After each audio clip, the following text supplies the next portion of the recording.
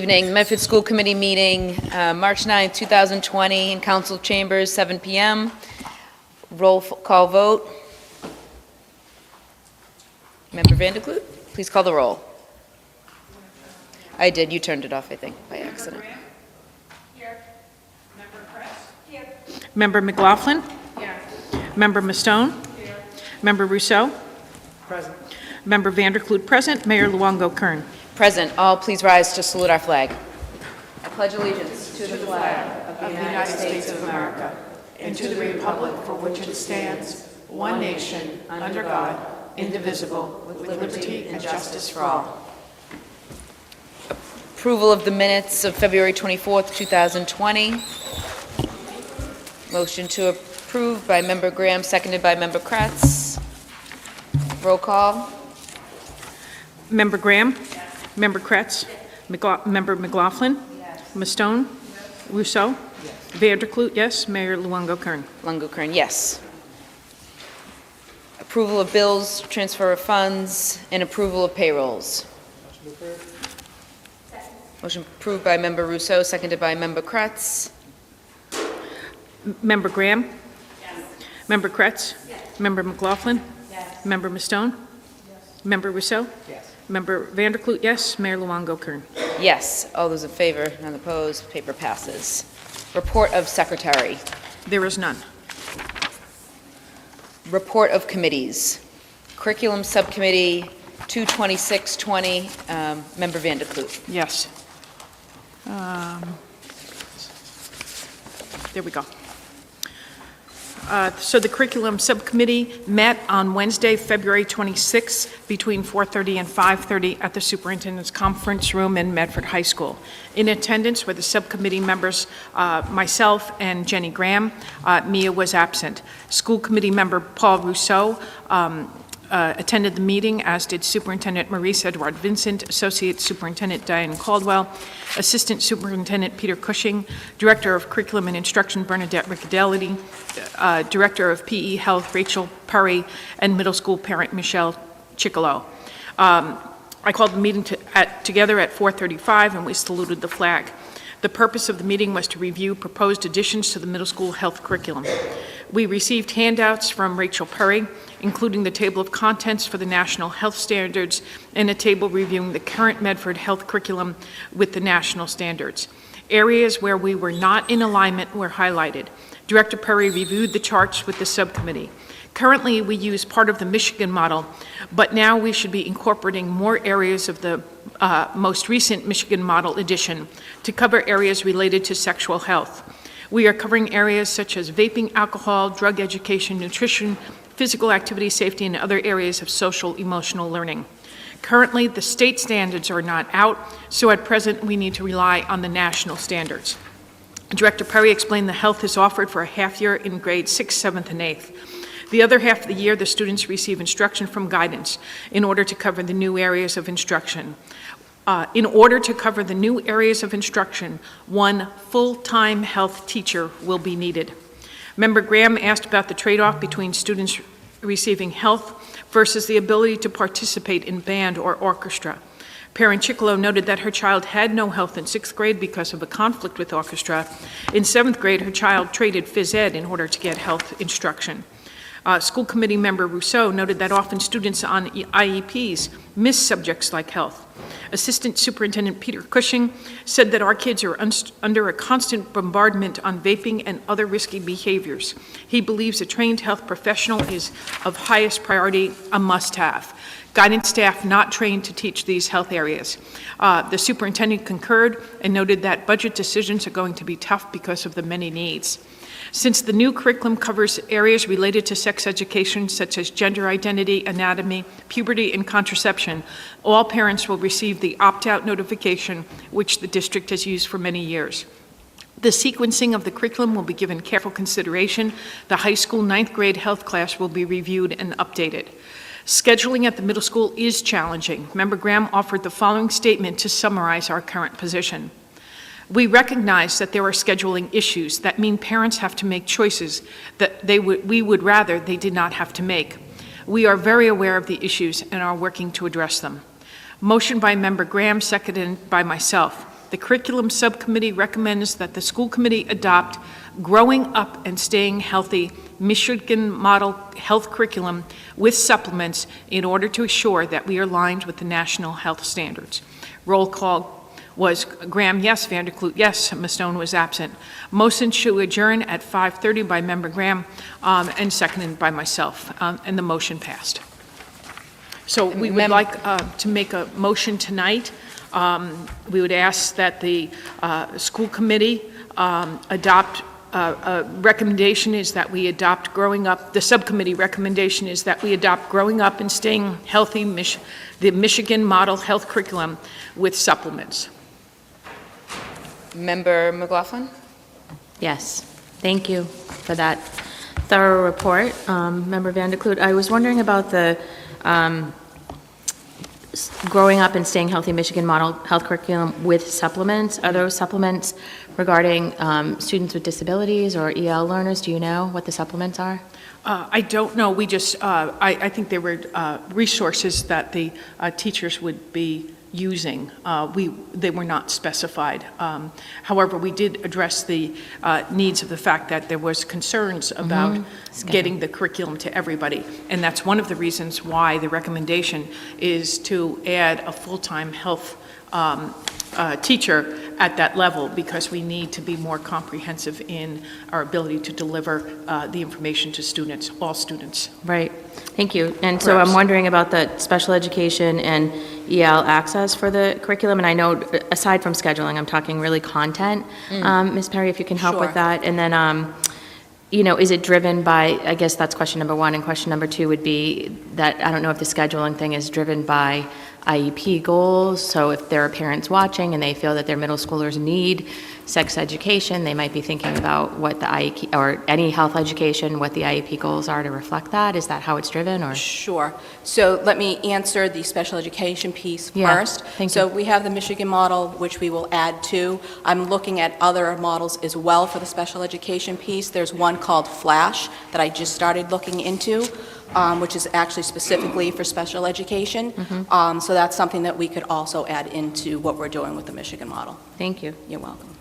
And EL, And I'm sorry, what was the other question? English learners English learners, that we would also have to adapt for the English learners. for the English So learners. what we're looking to do is, if we get this approved, I have a lot of work ahead of me. So we would have to get the Michigan model together, do a scope and sequence, add in the special education piece as well as the EL piece. Okay, thank you. And you're welcome. Through the chair, from the chair, if you, I know Member McLaughlin just asked about the content. Is there paperwork we could review on our own before this is approved tonight to review what the content is of Growing Up and Staying Healthy Michigan Model Health Curriculum? Sure, so you should have gotten a handout that actually gives the lessons. Did you get copies of that? We received it in the subcommittee. You didn't give it, okay. Yeah, I don't Okay. feel comfortable voting on it tonight until I can actually read the content first. Okay, And there we was can get you parents that had cop- questions for me and I couldn't answer them, so Okay. We can get you copies of those, please, absolutely. if you could. Sure. If we can make a For motion. all of us? If Member McLaughlin motion to get the content emailed to all members of the school committee, Yes, please. and motion to lay it on the table, thank you, by Member Vanderklut, seconded by Melanie. Member McLaughlin. Before if you could withdraw your motion to table, unless, okay, nope, never mind, you all set? Motion to table, Member Vanderklut, seconded by Member McLaughlin. All those in favor? Roll call has been requested. I think when it's tabled. Am I correct in saying when it's tabled, it's tabled? He can request a roll call. Okay. Member Graham?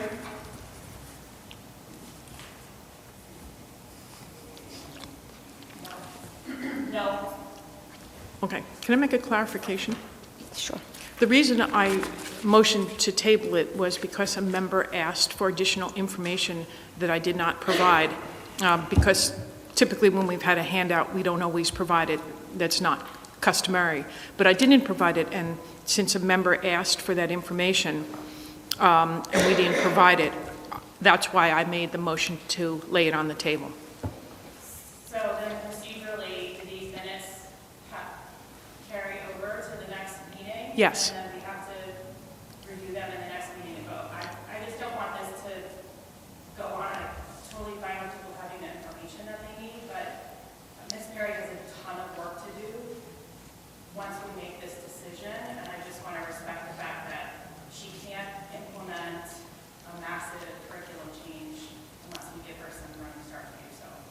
Well, if I may, yes. there's also a budget piece of getting whether we're going to approve the additional health personnel, which is going to make this possible. I absolutely understand. I think that as soon as a member requests a piece of information, I mean, the mayor just said, I don't feel comfortable voting on it unless I see that. So it would be, as you and I both being on the subcommittee, we very, very much want to see this go through. At this point, I'm willing to wait for 2 weeks. I would not have to read the minutes again. We would just have to bring it back up. Yeah, as long as we're prepared to do something in the next meeting. So I'll lay it on the table to the next meeting. Yeah. Member Rousseau?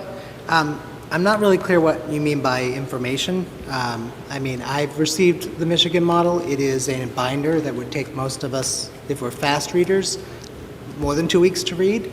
So I don't know what the request for information is. So 2 weeks from now, if you get the documents we got in our meeting, is that going to be good enough is really my concern. I also want to point out that this is a vote that is purely for the purposes of providing cover to our staff.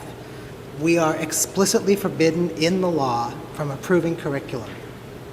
It's explicit in the 1993 Ed Reform Act. So I'm willing to vote for this no matter what it is that we're going to be teaching, because it isn't about the content. It is about the fact that we're not teaching sex ed at all to our middle schoolers right now. We are so far off of the national standards that I'm just not interested in a conversation about whether or not masturbation, menstruation, whether showing how to put a condom onto a replica penis. Those are things that are going to happen. And in my mind, they're going to happen whether we approve this or not. So the law requires opt-out for parents. A form will be sent home, and parents are more than welcome to keep their kids from knowing the facts of life or whatever it is you want to call that. But I don't have the amount of work that is going to be involved with getting this done. 2 weeks is just 2 weeks, but the school year is only 180 days long. We are talking about almost 10% of the time between now and the next time we meet. So I am not comfortable with waiting so that we can all know what the content is. Member McLaughlin? I understand and respect our co-members' positions, but I think that this is an important topic, at least for the rest of us to understand, especially as I'm considering our learners who are more vulnerable, and that doesn't necessarily mean that our parents want to automatically opt out. It just means that we want to be aware of and understand how this will be presented in a way that's differentiated, which I know we won't know that yet because we won't know how you're doing that, but I certainly want to see the big picture around like where we're going and how that's going to work. So respectfully, I would say, that I'm happy to take the time over the 2 weeks. I'm certainly not going to read every single line item, but I want to have a broad understanding and picture of what it is that we're presenting to. So I would make a motion or second your motion to table. Motion to table by Member Motion to table. Vanderklude, seconded by Member McLaughlin. All those in favor? All those opposed? What's roll call? No. Paper is tabled for 2 weeks, and motion by Member McLaughlin to get a copy of the content, seconded by Member Vanderklude. All those in favor? All those opposed? Paper passes. Thank you. Thank you. Mayor Luongo-Kern, I'd like to ask for suspension of, sorry, not yet. Hold on. Okay, Sorry. I know, I think Jumped the you gun. told me when you were going to do it. So Yeah, I jumped the Rules, gun. Policy, and Equity Subcommittee, March 3rd, 2020. Member Rousseau. Thank you. So on March 3rd, we had a meeting. It started at 3:31 p.m. I won't read the entire set of minutes. We were discussing 2 new rules. Was it 2? Excuse me, the agenda's not here. 2 new rules for the committee itself. These are procedural rules, and then a new policy. I will just quickly go over each of them. The first was a rule on how to add an item to the agenda of the school committee. It is a very common experience for new members, and even for those of us that have been around, to wonder how do we get something on the agenda. I could not find any existing rules, so we have composed a specific procedure. It doesn't have a rule number yet because we have to find the current rules to know what to give it. And I won't read the full rule, assuming that you have all read these since you received them in your packets. I do want to make one minor amendment to it. On page, it doesn't have page numbers, excuse me, under the Y section, the last sentence is, "This procedure aims to put an end to that question." Really, it should say, "This procedure aims to provide an answer to that question." I'd entertain a motion to accept this rule as amended. Can you clarify your motion one more time? Sure. The motion that I'd like to have is to approve this as a rule of the school committee going forward, with the slight change on the second page where it says the "why," and that's the last sentence is to be changed slightly, where it says this procedure, well, the entire section "why" says, "This procedure is needed to ensure transparency. One of the first questions a new member is often, how do I get something on the agenda? This procedure aims," and it should say, "to provide an answer to that question." So that's the one amendment that I'd like to include. So since not everybody has this, this just provides a list of steps for members when we want to add something to the agenda. How do we do it? What we would send, who we would send it to, when we would send it. We would use email, why we even need this procedure, and then also outline some important situations that have happened but are unusual, such as, what if there's an objection to adding something to an agenda? For instance, we can ask for anything we want on the agenda, but if we ask for something that we couldn't legally actually get an answer to, that objection would actually follow a process as well. And I think there's some questions. Member Kretz? Yes. First, I want to say thank you to the committee for putting these instructions together.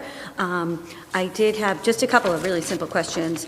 So do we follow these same procedures to add subcommittee meeting minutes to the agenda? Because I know quite often we have to send a request to add our meeting minutes. Would we follow the same procedure?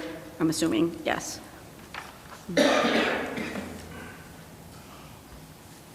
Member Vanderklut? I had a question about the timeline. I guess my first question is, did the subcommittee endorse, I don't see a motion for approval? Was there, sorry, where is it?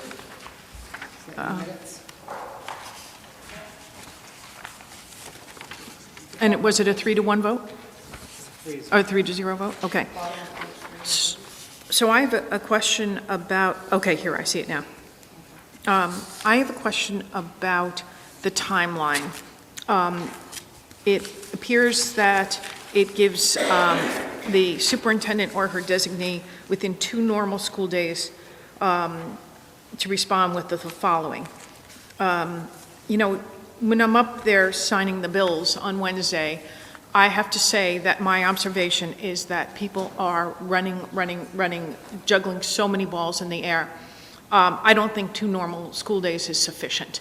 I understand everybody thinks that whatever they have, as do I, is the most pressing issue, but I don't think that's real to hold the superintendent to, and I don't want her to be under pressure to simply designating something to everybody else, and in sometimes she may need to think about it.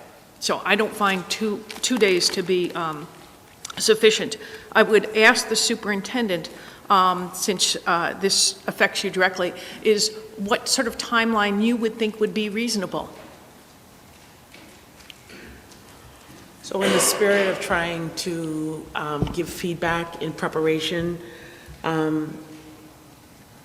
I would like to double that from 2 days to 4 days, because we meet every 2 weeks.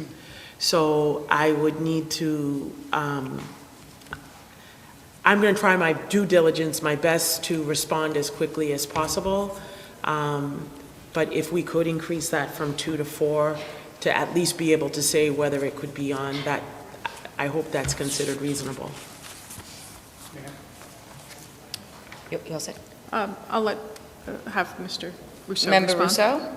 I would just point out that switching to 9 days, because there's a 5-day window before the meeting by which you have to have submitted this, that would mean it would be impossible to put something on the next agenda.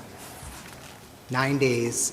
Where'd you get 9 days? The when says that you cannot request something be on the agenda closer than 5 school days before that meeting. So if we wanted something on the next agenda, we must have it in by this Friday. 2 days before that is this Wednesday for the very next meeting. So, I mean, that's my concern. You know, we put that big 5-day window out there because, you know, you've got to put the posting, you've got to, whatever documentation, whatever the thing is that is going to be on the agenda, it takes time.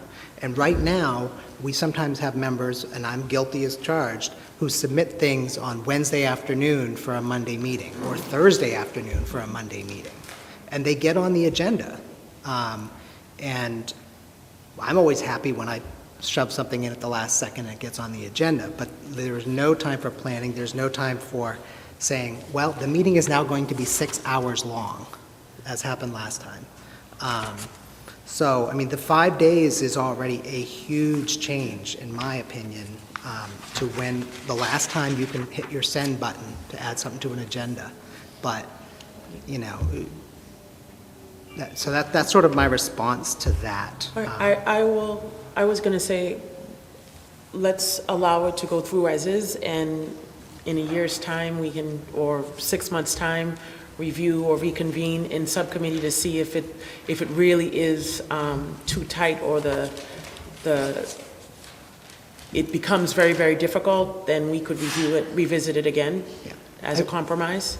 I'd also just like to respond to the 2-day thing. I actually completely agree that 2 days, like, I have plenty of unread email that's more than 2 days old. However, if I send something that I want on the agenda, I might be asking parents to come or, you know, engaging the community on a topic. I send this email and days just go by and I don't know if it's going to be on the agenda. That's a real problem, for me at least, when I've had that experience.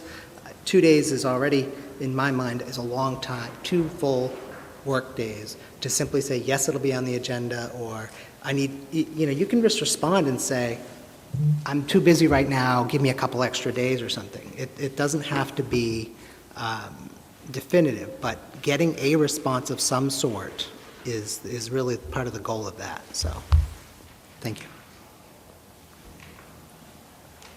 Thank you. Member Kratz?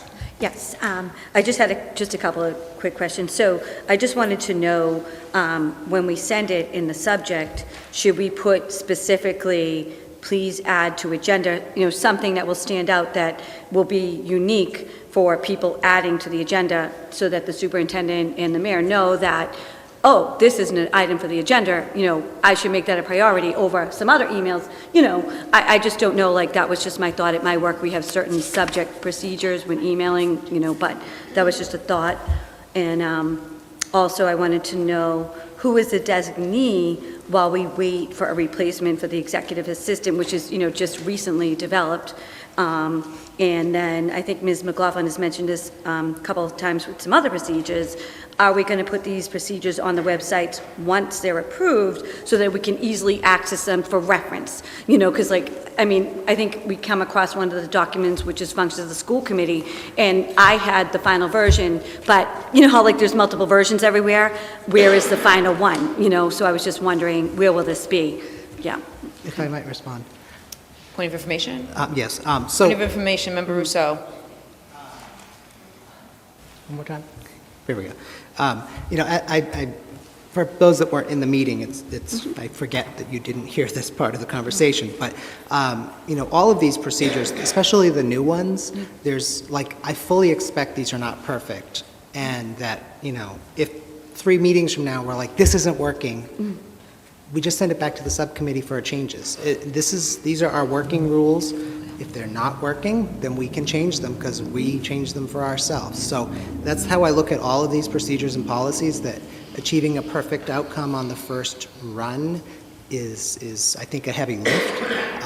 And if 2 days or 5 days, or if the whole procedure just doesn't work, we can, any one of us can just speak up at the next meeting and say, this doesn't work, and here's why, and send it to subcommittee for changes.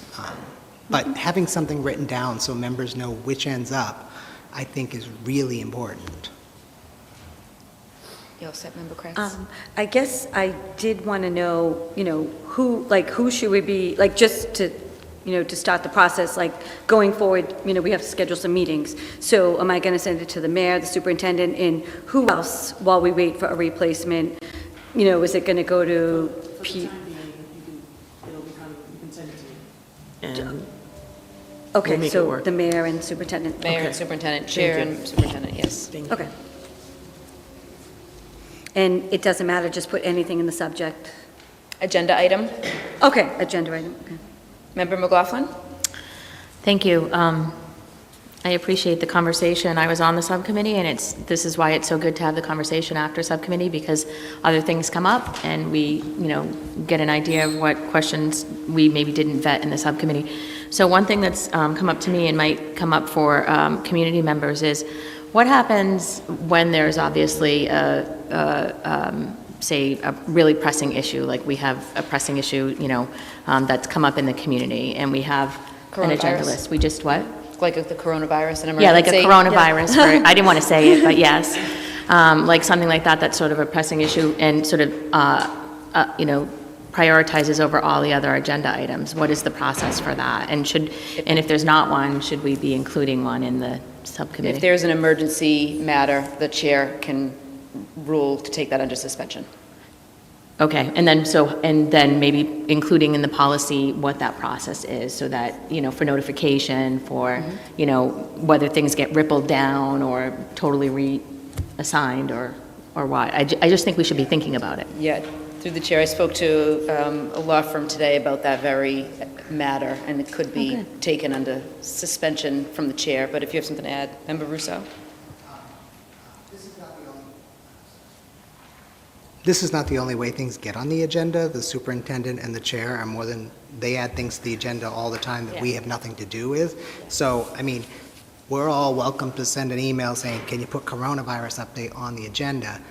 We also can just not do that, because I think it would be weird if that wasn't on the agenda. So, the adding emergency things doesn't require us to do that. It's not an emergency for me. Well, point of clarification. Point of information, Member McLaughlin? Point of information, yeah. So, but I guess the question was then how it ripples down for the others. So how is that affected? And I thought the point was that we were going to be knowing ahead of time what was on the agenda and how things rippled through. So obviously, if the superintendent or chair have things that they're including on the agenda, that, and it also includes our line items or agenda items that were put in with these great notations that we have next to them about who submitted what and when and all those things. How then is it, after they've put their things on the agenda and an emergency comes up, how then is it addressed and communicated to everybody to know what is in fact on the agenda, what's not, what's going to be reprioritized, and what's not? If I may. Yeah. So this is for, this particular procedure is only for members who want to add something to the agenda. There is another issue in this subcommittee that hasn't been scheduled yet, which is looking to redesign our entire agenda, how it works, and all that. So in my mind, that is very much a part of that conversation. The agenda is getting changed and built out, and how do we all know what's on the agenda coming up in 2 weeks before it gets posted? But that seems very separate in my mind to the procedure of, I want to talk about XYZ on April 9th. And so this is what I would do under that circumstance. But emergencies, this isn't really intended for emergency situations.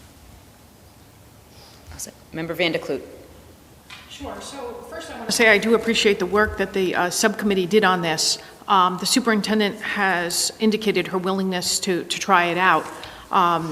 My concern, again, just stands, perhaps I would change it to 3 normal school days. I'm trying to work through my head.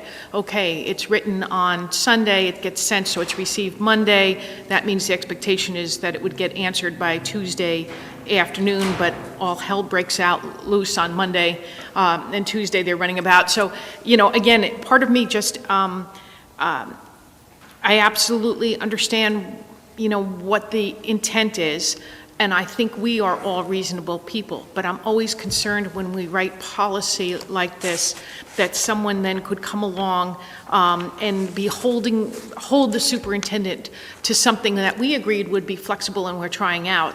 And so to me, it just seems very quick. And I'd be more comfortable with a 3-day return personally. I would go certainly with asking the rest of the school committee whether, I'll make a motion that the response within 3 normal school days as opposed to 2, and you either vote up or down, and I'm happy to take whatever the consensus is. So I make a motion, if anybody wants to, approve it or second it, that'd be 3. I'll second the motion. Okay, thank you, Kathy. Member Rousseau? Yes. Oh, Motion, you also? yes. Can I take Member the roll Kretz? call? Motion Motion to to approve. extend it to 3 As days. amended with the change of 3 days. Yeah. Motion by Member Vanderklut, seconded by Member Kretz. All those in favor? Aye. All those opposed? Paper passes. Number 3, Committee of the Whole, Wages and High School Tour on March. Member Rousseau? I actually have 2 more. I will attempt to make these quicker, although I'm not so confident on that. There were 2 more parts of this report. There's a new ad hoc report request procedure. If members would like like to table this to our next meeting to read it through and really get your thoughts on it, it is complicated and is a very big divergence from our current procedure for asking for ad hoc reports. So if anybody'd like to make a motion to table that particular rule to the next meeting so that we can move along. Okay, I make a motion to table it. Second that. Motion to table by Member Vanderklut, seconded by Member Rousseau. All those in favor? All those opposed? And I will. Motion is paper's tabled. And the last is the policy review policy. I have 4 edits that I'd like to make, so in the interest of time and the fact that we have people here, I will also request that perhaps we table this to the next meeting. Motion to table, policy review policy by Member Rousseau, seconded by? Member McLaughlin. All those in favor? All those opposed? Paper is tabled. Committee of the Whole meeting, Wages and High School Tour, 3/4/2020.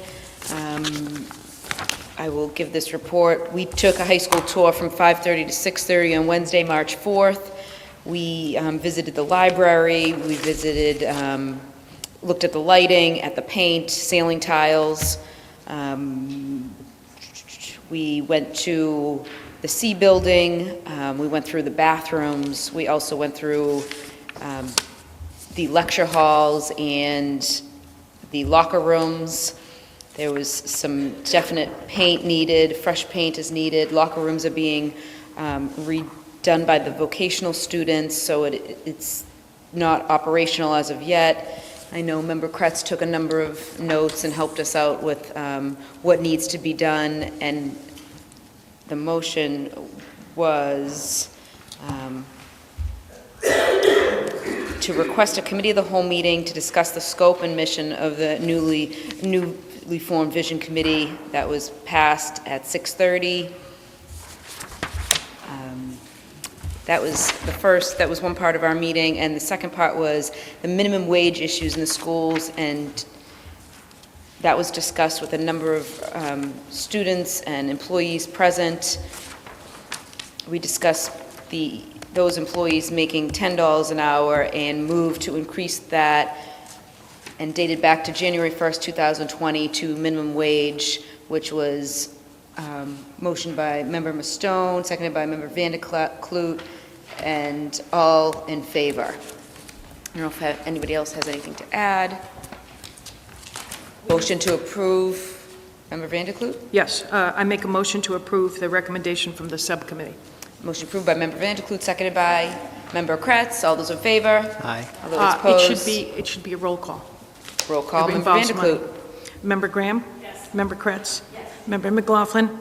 Yes. Member Mastone? Yes. Member Rousseau? Yes. Member Vanderklut, yes. Mayor Luongo-Kern? Yes.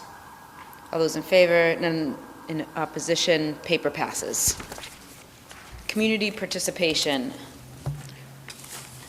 Maureen Rohan on dyslexia. Come on down.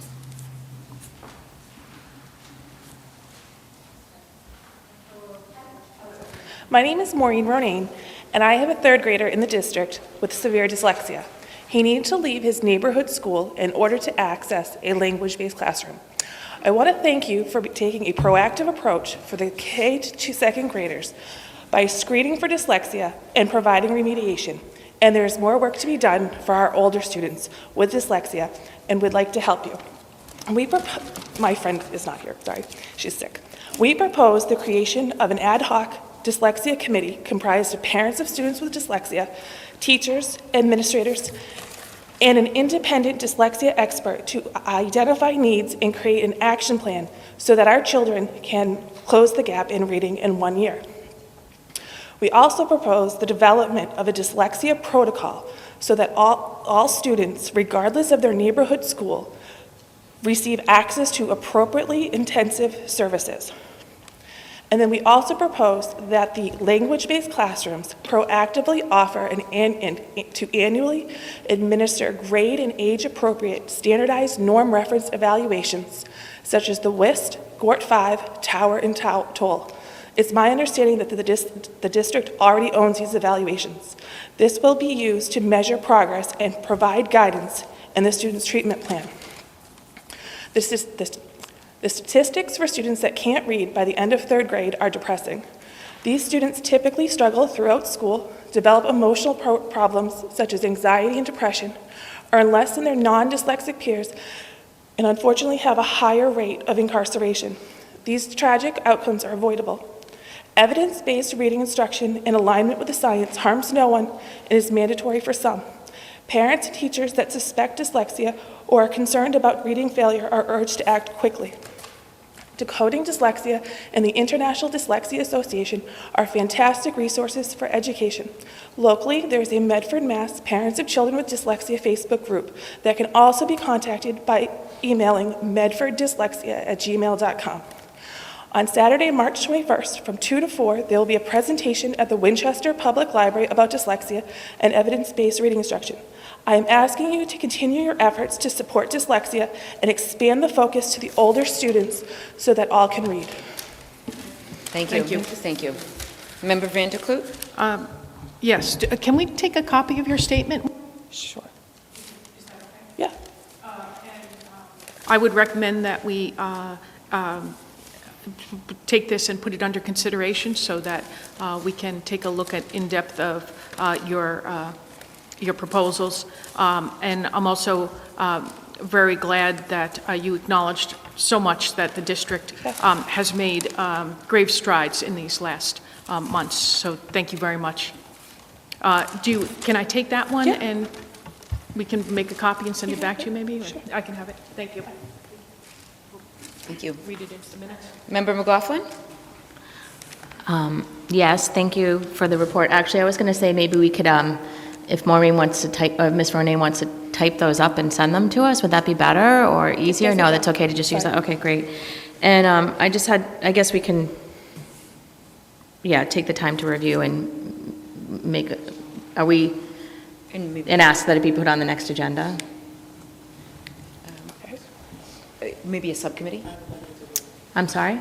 Subcommittee for this special education? So I ask that this be moved to the subcommittee for the special education and behavioral health. Motion by Member McLaughlin, seconded by Member Vanderklut. All those in favor? Aye. All those opposed? Paper passes. Thank you, Maureen. Thanks. So we'll be in touch with you from that subcommittee to follow up. Thank you. Motion for suspension of the rules by Member Vanderklut to take a resident who would like to speak. All in favor? What'd you say?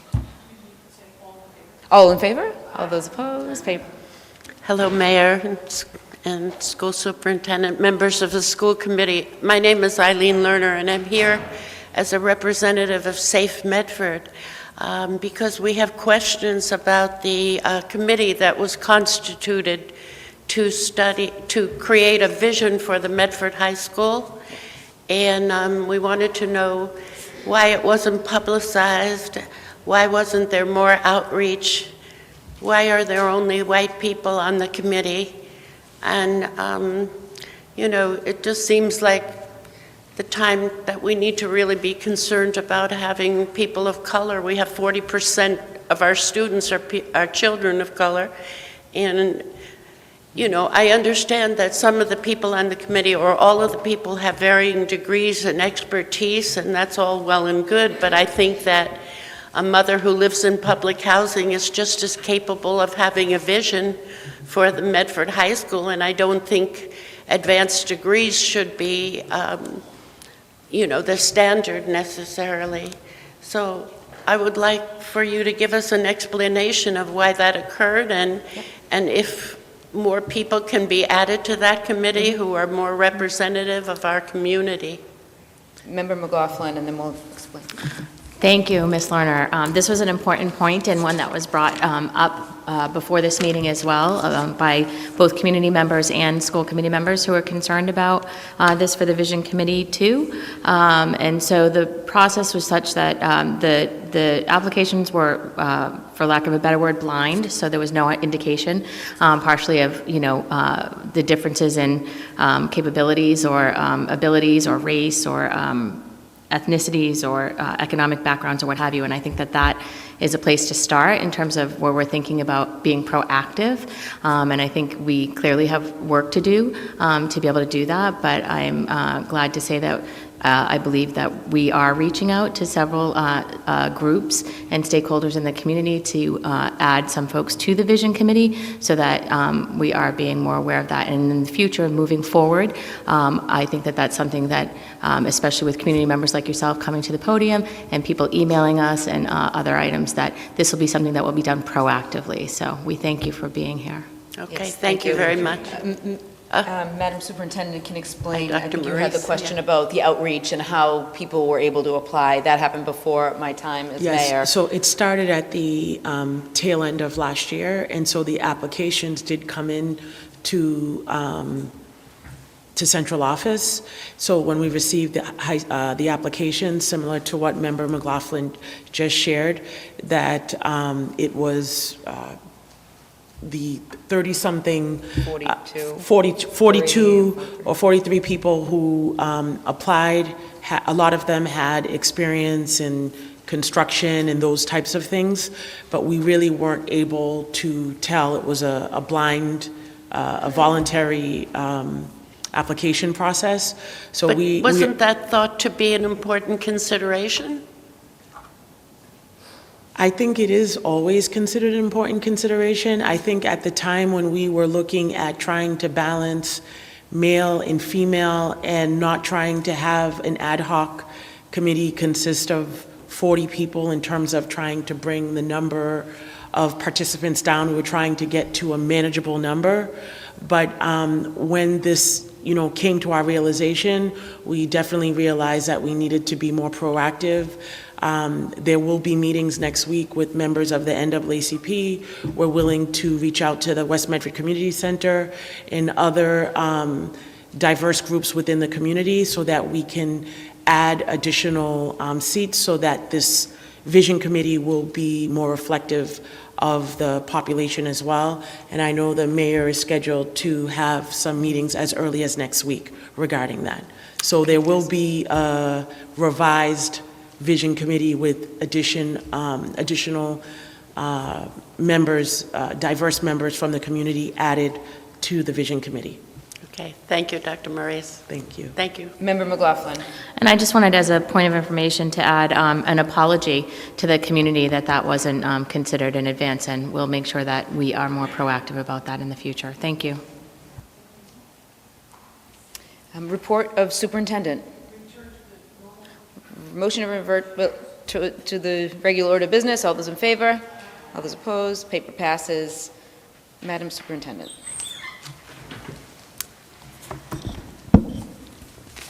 First time, it got away from me at our last meeting. So I must take this opportunity to congratulate our Associate Superintendent, Mrs. Diane Caldwell, who after 45 years of outstanding and dedicated service to Medford Public Schools will retire in June.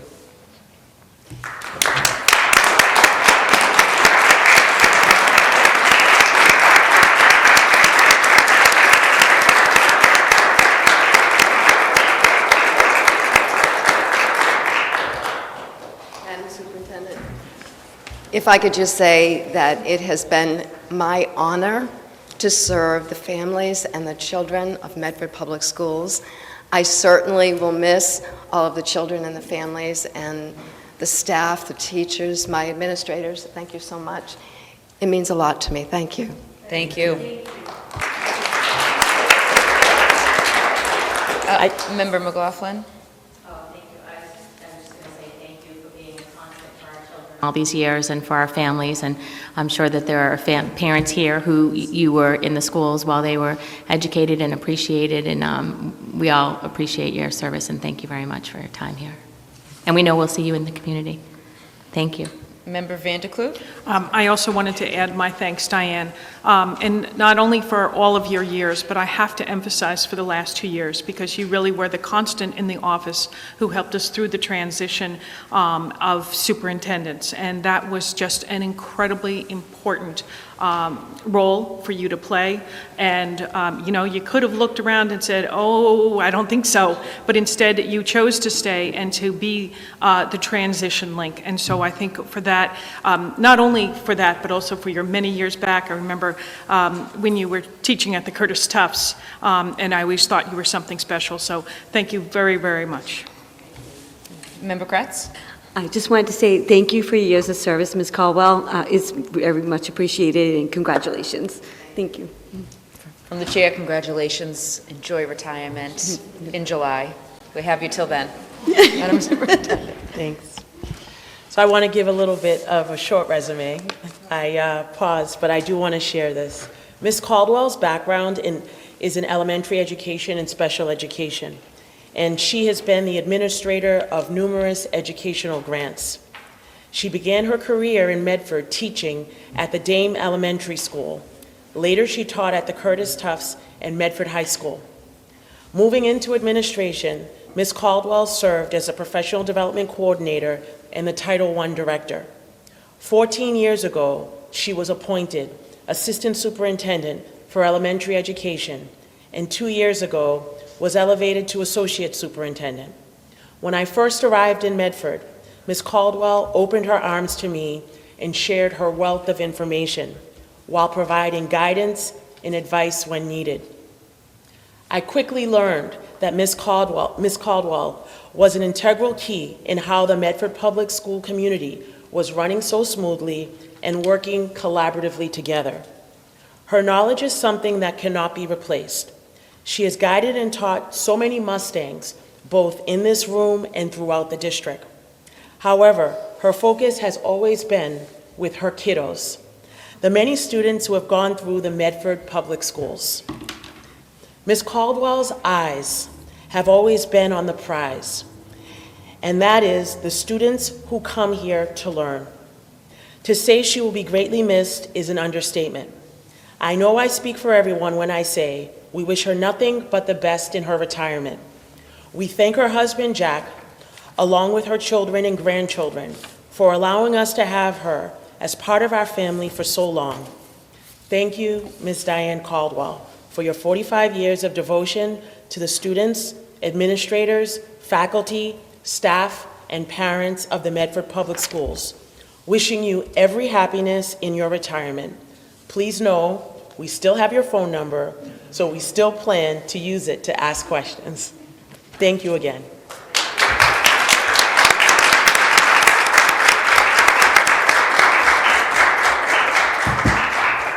Another highlight that happened back on February 23rd. That was our beautification day that took place at the high school.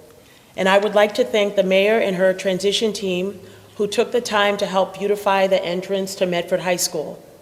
Mustang graduate Bill Carr Jr., who chaired this committee, met with Headmaster DeLeva and John McLaughlin, our Director of Building and Grounds, to put together a plan for the day.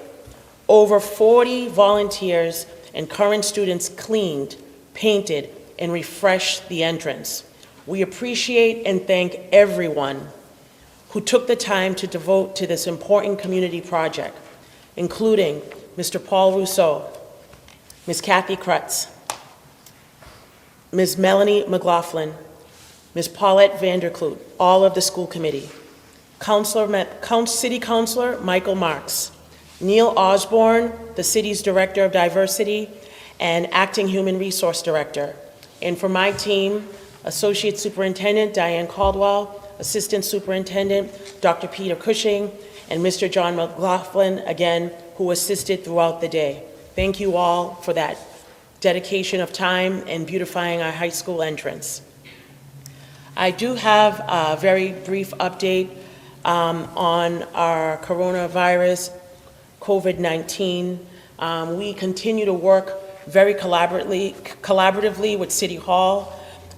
Myself, Nurse Tony Ray, we're working closely with the Medford Board of Health, Mary Ann O'Connor, and I know the city's doctor as well is here, keeping everyone up to date and informed. As you were aware, Medford did have, well, I should preface it by saying the CDC gave us guidance last week about to impose a 14-day quarantine for anyone who traveled to the countries of China, South Korea, Italy, and Iran. So in particular, when we got that notice, we did have 2 staff members that had traveled overseas during February break. And in order to honor the new guidelines that we were given, they had to quarantine for the remaining days to get to 14 days. I can report that there were no symptoms, but again, out of an abundance of caution, we were following the guidelines that we received, and those staff members have already returned back to work.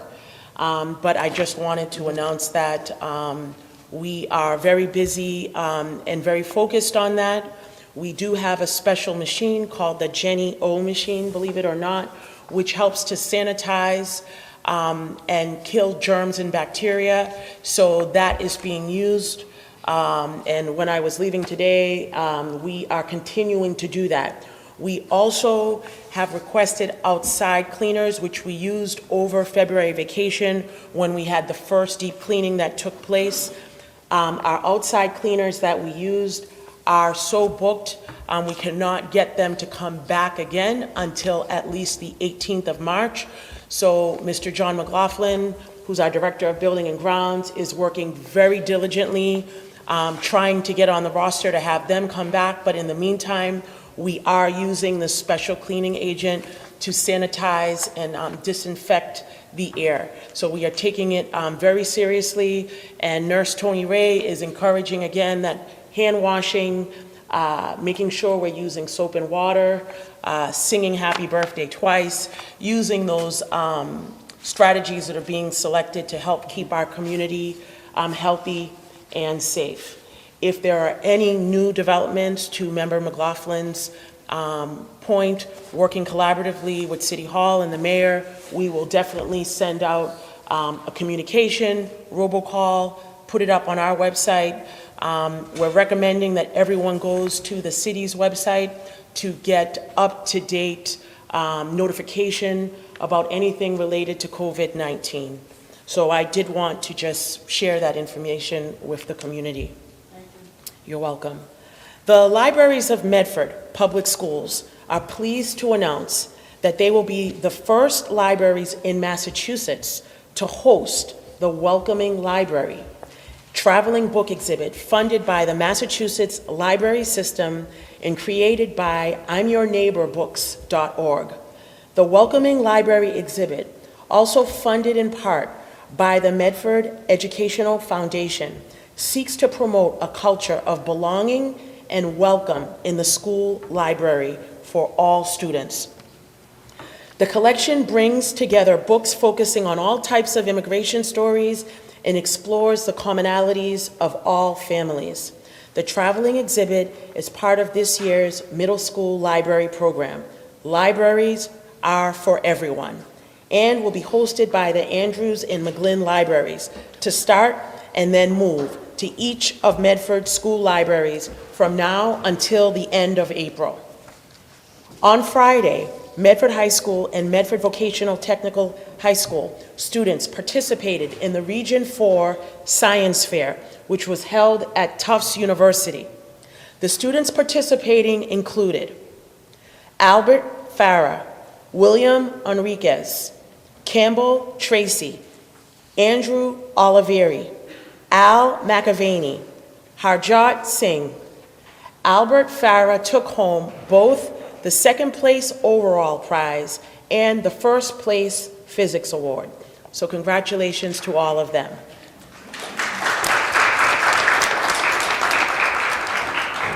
For sports, a brief sports update. We would like to congratulate all the winter sport athletes who competed so well this season.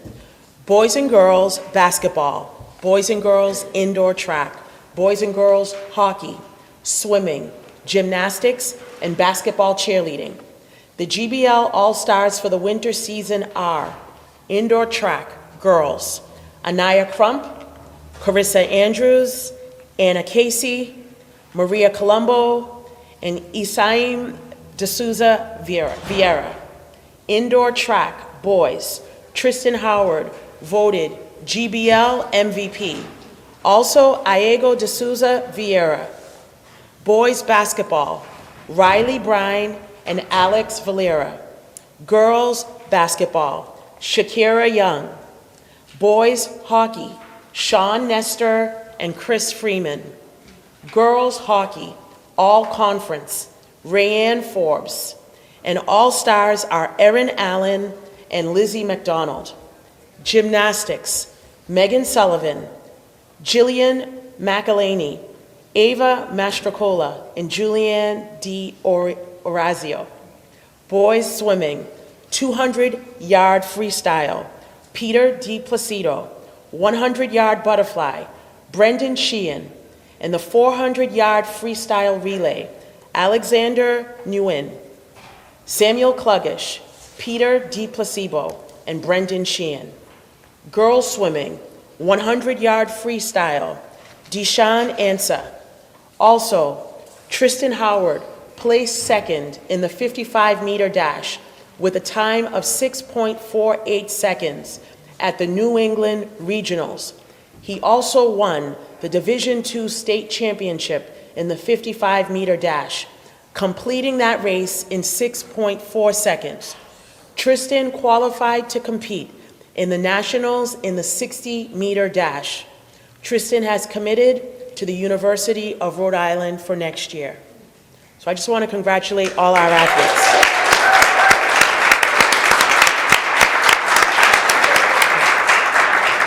We're almost there. Last week, I conducted 2 middle school lottery visits at our 2 elementary schools, both the Roberts and the Brooks. This week, on Tuesday, tomorrow evening, I will be at the McGlynn Elementary School from 5 to 6 o'clock and the Columbus Elementary School from 6:30 to 7:30 p.m. tomorrow evening.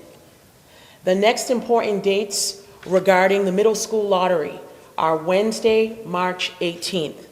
Each grade 5 student will receive a lottery number in a letter to their parent or guardian or caregiver sent home with the student. And on Thursday, March 26th, the lottery drawing will take place at Medford High School Library from 3 o'clock to 4 p.m. This Wednesday, March 11th, is the 10th annual Transition Fair. It will be held at Winchester High School. The Medford Public Schools and the Winchester Public Schools Offices of Special Education collaborate together to host this informational fair designed for students 14 years of age and older with disabilities to help plan for life after high school. This free event will discuss community-based services available for young adults with disabilities. Exhibitors will include information regarding support for independent living skills, vocational training, educational programs, housing, and recreational opportunities. This Saturday, March 14th, at the McGlynn School, the Medford Family Network, and the Greater Boston Reading Council will present a character breakfast with Curious George. That's from 9:30 to 11 this Saturday. The event is free, but you must register with the Medford Family Network. Finally, the Building Bridges to Kindergarten meeting. We had an exceptional turnout last week. Over 100 families already registered for kindergarten during the first week, and that number is growing. And last week, there was a packed library at the high school with parents asking wonderful questions, excellent turnout. So I would like to thank our PIC for the work that they're doing, Ms. Maria Ibrahim and Ms. Jeannie Gliona, who was also supporting her right now with kindergarten registration. Please save the date, Tuesday, April 7th. We will have another Building Bridges to Kindergarten event from 6:30 to 7:30 p.m. And that is my update for the evening. Thank you. Thank you, Madam Superintendent. Member McLaughlin. Thank you for the update, Superintendent Edward Vincent. I just had a couple of community members that asked questions, and I wanted to ask and clarify if we could for the community.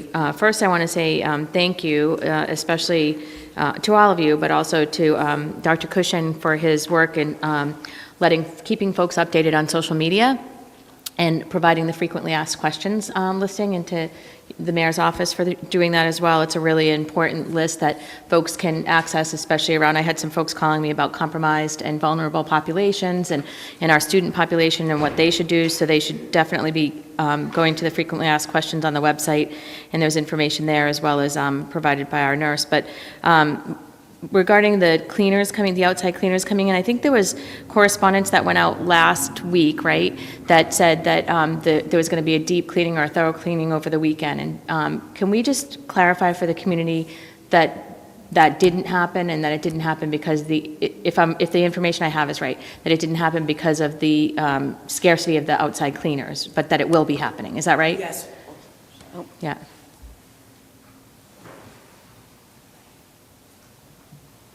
Yeah. Yes, so the deep cleaning was not able to take place. We will not be able to have the outside cleaners come until the 18th. They, their phones are ringing off of the hook. They did come and do a deep cleaning over sanitization over February break, and we actually do have some of that product, the Genio product, so we are using that as well. And if Mr. McLaughlin is able to step out to join us, he could give you some, specifics on that. But we were unable to secure the outside cleaner. They will not be available to come back to Medford Public until the 18th of March. Thank you. I just wanted that for the clarification. And thank you, Mr. McLaughlin. I think I was told that this cleaning agent might, folks might come into the school or to the classroom and still see, say dust or what have you in the area because the deep cleaning didn't happen. But this agent is a misting agent that would sort of go over the dust and still sanitize, if you would, I don't know, I guess the dust. That's exactly 100% correct. It's a mist. It goes in. It's a green chemical cleaner called Genion. You mist it into the room. You don't have to wipe it. You don't have to. It just does the job. It kills all of the bacteria. Thank you. We've been using it in the other schools during the vacation breaks. And just an update, we basically have about 95% of Medford High School done right now. Our guys have been on it.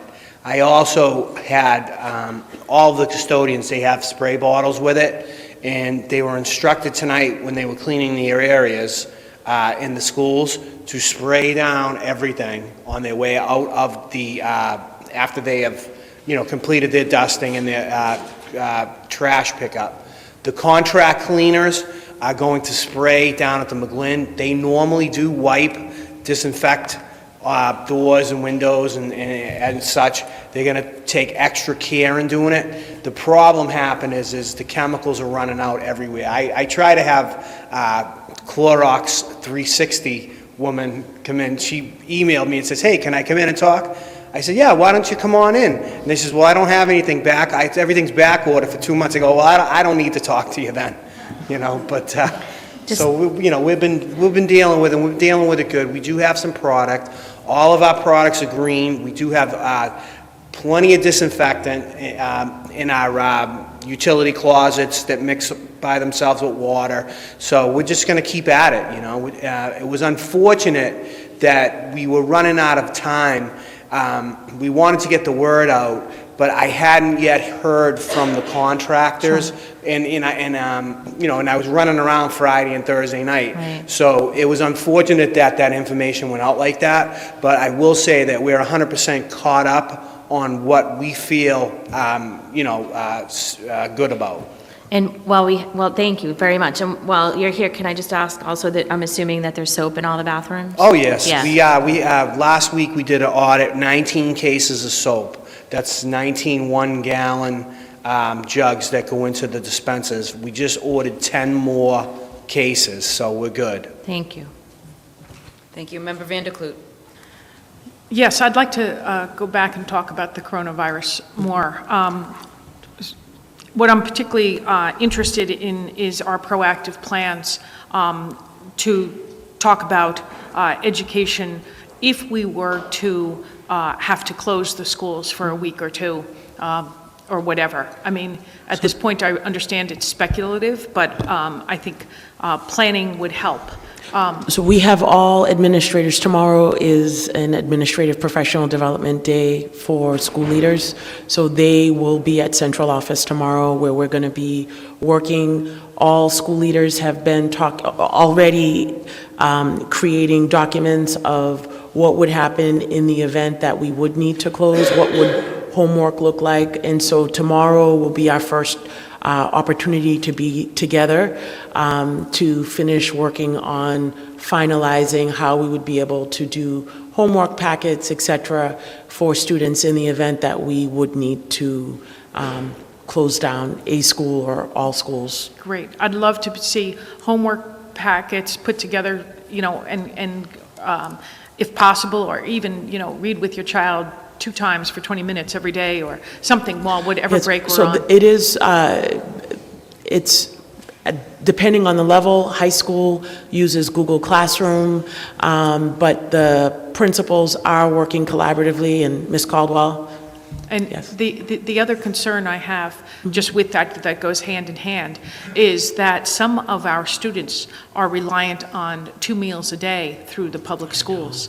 And at least, like I'm thinking at the high school level, we've got the pantry. Could those students be encouraged to take more? And if the pantry needs more food, could you put a call out to the community so we can fill it up right now so that there's more food available? And I'm thinking about other things. I mean, all of a sudden, we have students who would be home and not accessing our food. How can we make sure that we're being proactive and thinking about supplying some food to families that might be in a particular vulnerable place? So anyway, I'm glad to hear the administrators are getting together tomorrow. Thank you. If I could just respond as well. We sent out a message to all of our principals at the beginning of last week to inquire about what they would send home if, in fact, we had to call a day or a week off from school. And all of our principals have already responded to us with Google Classroom or Blizzard bags. My concerns are not only the food for our students who might need it and the families, but for those children who don't have access to the internet. We need to make sure that our special education students, our EL students, have access to Chromebooks, and then, of course, if they have internet service, that's just another problem. So, as Superintendent Vincent said, we will be working on that tomorrow. Great. Because one of those things is we won't know when we have to call it off necessarily. Exactly. So I'm hoping that we will do this send home information so that we don't get to a Monday morning and all of a sudden cancel, and the kids haven't received anything on Friday afternoon. Sure, we'll work on that. May I just add something to, Mayor Longo Kern, you opened up a mobile food pantry out in front of City Hall. We also, just recently, in the last day or two, opened one up in front of the Columbus for the community to outreach to help in case, you know, we did have to stall at Medford High School. Or, worst comes to worst, we could take what we had up there, I would go get it and bring it to where it needed to be.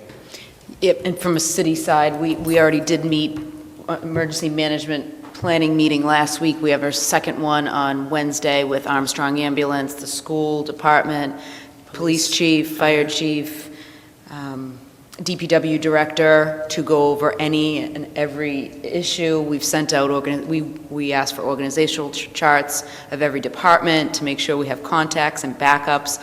We are cross-training City Hall staff, so we are going to go through every school-related issue, City Hall-related issue, city issue that could arise, in hopes to make sure we're prepared. I also have a Metro Mayor's meeting in the morning on Wednesday, and they're going to give us up-to-date information. Tony Ray and Marianne O'Connor from the Board of Health worked with my Chief of Staff on the question and answer portion of last week's updates. That was any question and every question we found on social media that people had, so that they worked for, I think, 4 or 5 hours doing the best they could to make sure every question was answered accordingly, and we're going to continue to work and monitor the situation and be as prepared as we can if something is to happen. Member Rousseau? Oh, Member Graham, I'm sorry, you, and then Member Rousseau. Oh, our student. Yes, you go. Just like bring some clarity too, because as a student, we use the internet a lot. So like if we were to miss school, it wouldn't be that much of like, we wouldn't get behind that much, because even with school right now, we use the internet like Google Classroom. I use Google Classroom for like most of my classes, or like for psychology and physics. We have like our website. She has a website that she posts everything on anyways. Or like in my economics class, she ends up emailing us everything anyways as well. So like even if we were to miss a couple of days of school, like I understand that there's people out there that like don't have access to internet or access to like Chromebooks. But I feel like that could be something that, I mean, that's like special cases, because that's not a great majority of our student population, I don't think. Like, but I'm like, just to like give a little bit of a clarification into like, or insight into like what a student. Thank you. So we should cancel for a week? No. Member Graham? It's like being a senior and wanting a snow day, I suppose. But so I have a couple of questions. The first one actually really sort of dovetails nicely. Do we even know what our families do and don't have access to? Like, I think we speculate quite a bit about what they do and don't have access to, but I don't think we know. And maybe there's a way to start to know, so that we have some indication of what our reality really, really is. So we may find that people have more access than we think. We may not find that. But I think it's important to understand, what does access mean? Do they have a Chromebook or a laptop at home? Do they have internet at home? Do they have a smartphone? Like, what are those access components that could become important as we go forward? And then I think the other thing from an emergency preparedness perspective is we have never deployed Chromebooks for individual use to my knowledge, so I'm going to assume that we don't have a deployment plan to sort of manage equipment like that. So that's a whole other sort of work effort to think about technology deployment that we should be thinking about. I was also curious whether the Food Security Task Force, I know it's forming, but if they're involved in your upcoming meetings to talk about the students who do rely on us for food and what deployment options there would be were we to have to call off school. And then finally, I saw an update from the Commissioner of DESE today about guidance around makeup days that came through my email. So there is some guidance out there that talks about the 180 days is still in play officially right now. There were some different levers in terms of if the day is after a certain time, then it sort of changes. And I just saw that today, but I would definitely sort of caution against us thinking blizzard bags are the option, because I don't think they are. I don't think that I'm necessarily equipped to teach my children the way that the educators in this community are doing that. So I know that doesn't, sort of make it easy to deal with something like that, but I think we have to carefully weigh those pros and cons of, just tossing homework at people and expecting that that can pass for learning. Is it just to make sure that people stay sharp? Is it just in cases where we're asking somebody to self-quarantine? What are all of those remote learning components? And as you build your plan, I'm just hoping that you guys will sort of think through all of those things and then tell the community what you're thinking about those things, so that people have an understanding of the fact that we are thinking about this stuff. We do have a plan.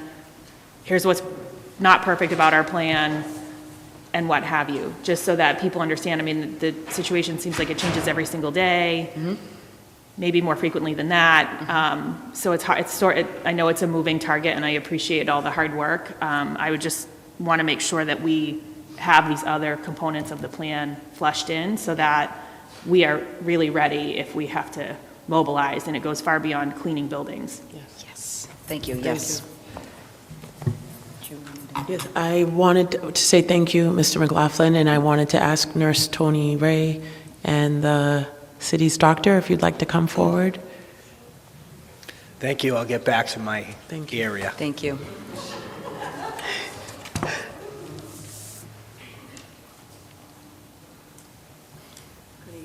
Good evening. Good evening. Good evening. And so I know I gave an overview, but I'm so appreciative of you both being here, and I did not know if you just wanted to give a medical update to the school community and the listening audience. So I'll say, as part of the city task force, we are communicating on a very regular, almost daily basis, watching the CDC updates, and our plan is to implement any of the recommendations and updates into our practice that, as advised. Thank you. Thank you. Member Rousseau? No, I agree. We're following the CDC guidelines Okay. in concert with the Department of Public Health here in Thank you. Massachusetts. Thank you. My questions actually weren't specifically for them. So I just wanted to add, I'm concerned that we need to make sure that by the time we have our next meeting, that anything that requires the school committee to take a vote to implement plans, that you prioritize anything where we need to be involved. If we close the schools for 2 weeks and pay the teachers for 2 weeks, and then we need to tack on 2 extra weeks of school, we have to pay the teachers for 2 weeks of school. That is not budgeted for today. So, and we're not going to close the schools for 2 weeks and say, good luck teachers, and not pay them. That doesn't seem reasonable or rational. So, if we're going to run into situations where we have to close the school for 2 or 3 or 4 weeks, and ignoring the issue of the kids getting an education, just the financial impact of that is something that this committee needs to be involved in. So I just want to make sure that we need to front load those concerns so that we don't have to have emergency meetings unnecessarily. So I just want to make sure that when you're looking at the plans and there's lots and lots of details, somebody needs to be paying very close attention to, does the school committee need to vote on this? And get that to us as soon as possible. And I also was wondering if we've heard anything from our state or federal delegation about perhaps providing some money for this. I mean, I know there was $8 billion to the CDC. I haven't heard a peep about money for anything else. I know some parents would like us to be doing a full-blown disinfectant of the entire building, all 8 of our buildings every day practically. that would be millions of dollars after a couple of weeks. And I've heard nothing from anybody in any higher levels of government to provide us some money. And I think that I'm just wondering if there is anything. Mayor, have you heard anything from anybody? I have not heard from the state delegation, but I can reach out to them. I'm assuming they're kind of preparing for this too, but they haven't released anything. Oh, thank you.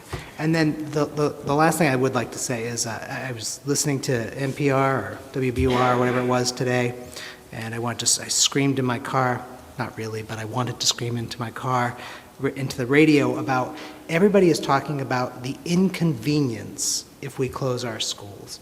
And I just want to be clear, it's going to be an inconvenience to me because I'm going to have to wear headphones because my kids are going to be obnoxious about how bored they are. But it is not an inconvenience to families who depend on going to work at an hourly rate and don't get insurance if they don't go and don't have food if they don't go. And now they can't go because their kids don't have any place to be. This is not about an inconvenience. And when people think about how we're weighing the importance of whether to close the schools or not, for me, in my house, whether the schools are closed is like a yawn. It's not that big a deal for my family. But there are a lot of families in our community where closing the schools will devastate them for many months or even years financially. And so we need to really be following only the guidelines coming out of CDC and the recommendations from, the feds and whoever else is giving us those, and not ever responding to how many emails we got about why we haven't closed the schools, because that should not be driving this, because the impact is so severe for so many people. So I just wanted to hope that we can stop using the word inconvenience. It'd be really appreciated. Thank you. Thank you. Member Vanderkloot? Yes, I just want to be clear to something my colleague said, that there would be, our teachers and staff and whatever would continue on their regular pay scale as per contract. Whether we close or not, that would not affect our personnel in terms of being paid. And I'm not sure that's what you said, but that's what it sounded like. Okay, just want to be clear. I just want clarification. Member Rousseau? Thank you. Point of clarification. Yeah, certainly we would pay them during a closure, but because of the 180-day minimums, we may have to have school past our current end date, even after the contractual end date. And if we need them to work more days than we have a contract for, we're going to have to find the money to pay them, because they're not going to just show up for free. We wouldn't want them to either, but so that was my concern. The blessing is, right now, is that we have quite a number of days still, Snow still days, left. yeah. So, because of the light snow, but saying that, I probably, there was a year, so I won't say anything. Thank you.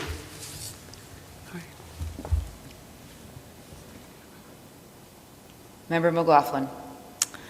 Thank you. I wanted to thank our health professionals for all your support right now. I know this is a crazy, hectic time for you guys, and appreciate that. I also wanted to, the mayor's point on the Wednesday emergency preparedness meeting, we have a universal safety committee that's been working in our schools for the past 2 years, and we meet monthly. And we've started meeting quarterly with the leadership teams as well. And we are hosting a safety night on April 28th at the McGlynn Auditorium from 6 to 8, where we'll be talking about these very things. What do you do in, a man-made disaster, a natural disaster? What do we do with our vulnerable populations? How do we prepare in advance? But that's been in the works for the past couple of months, so folks should know that that's happening and that we are proactive about looking at safety for all our students and thinking about how we're thinking again about those most vulnerable populations. And I appreciated your quick response on our medically fragile students. And we hear all the time about this COV, coronavirus, COVID-19, about how it affects our most vulnerable populations more even than our typically healthy population. So really being aware and mindful of that is important. So I appreciated your quick response on that, Ms. Ray. So thank you. Thank you. Member Kretz. Yes, I wanted to say thank you, Ms. Ray and Dr. Sabia, for being here, and thank you for the frequently asked questions to the mayor's office and last Friday's bulletin. It was excellent, and I found it so useful, and some of my questions were answered, and I really appreciate it. And I know there's a lot of people out there that are, just concerned, anxious, worried. Can they get it? And it's just, there's a lot to think about every day. We're getting the reports, and just it's updating all day long. It's all we hear about. So it can be a little nerve-wracking, and I really appreciate everything that everybody's doing to keep us updated.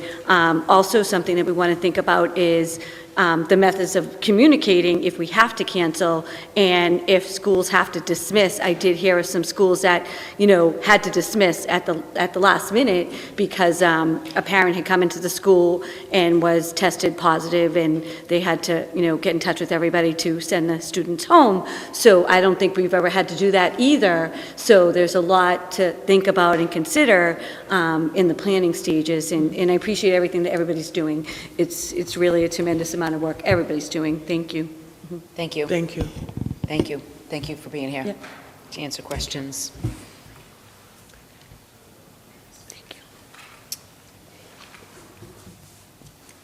Reports of Superintendent number 2, recommendation to approve 2020-2021. Motion. Member Kretz. Yes, no, I just had a question, and it's just something I happened to notice, is that over the last couple of years, we've been going back to school 3 days in August, and this year we're not, and I was just wondering if that's going to be the start of a new trend, if we're going to, we're not going to go back in August anymore, or did that just happen with the calendar this year? I wasn't sure. So I just happened to notice, so I just thought I would ask. It's really because Labor Day is so late this year. Okay. So that's why we are still going to have staff in August, but it's because Labor Day is late. Okay, all right, thank you. Thank you. Motion for approval by Member Ms. Stone, seconded by Member Rousseau. All those in favor? Aye. Paper passes. Recommendation to approve cancellation of international trip to France, April 2020. Dr. Bernadette Ricdelli and Marie Nyland. So sad. I know.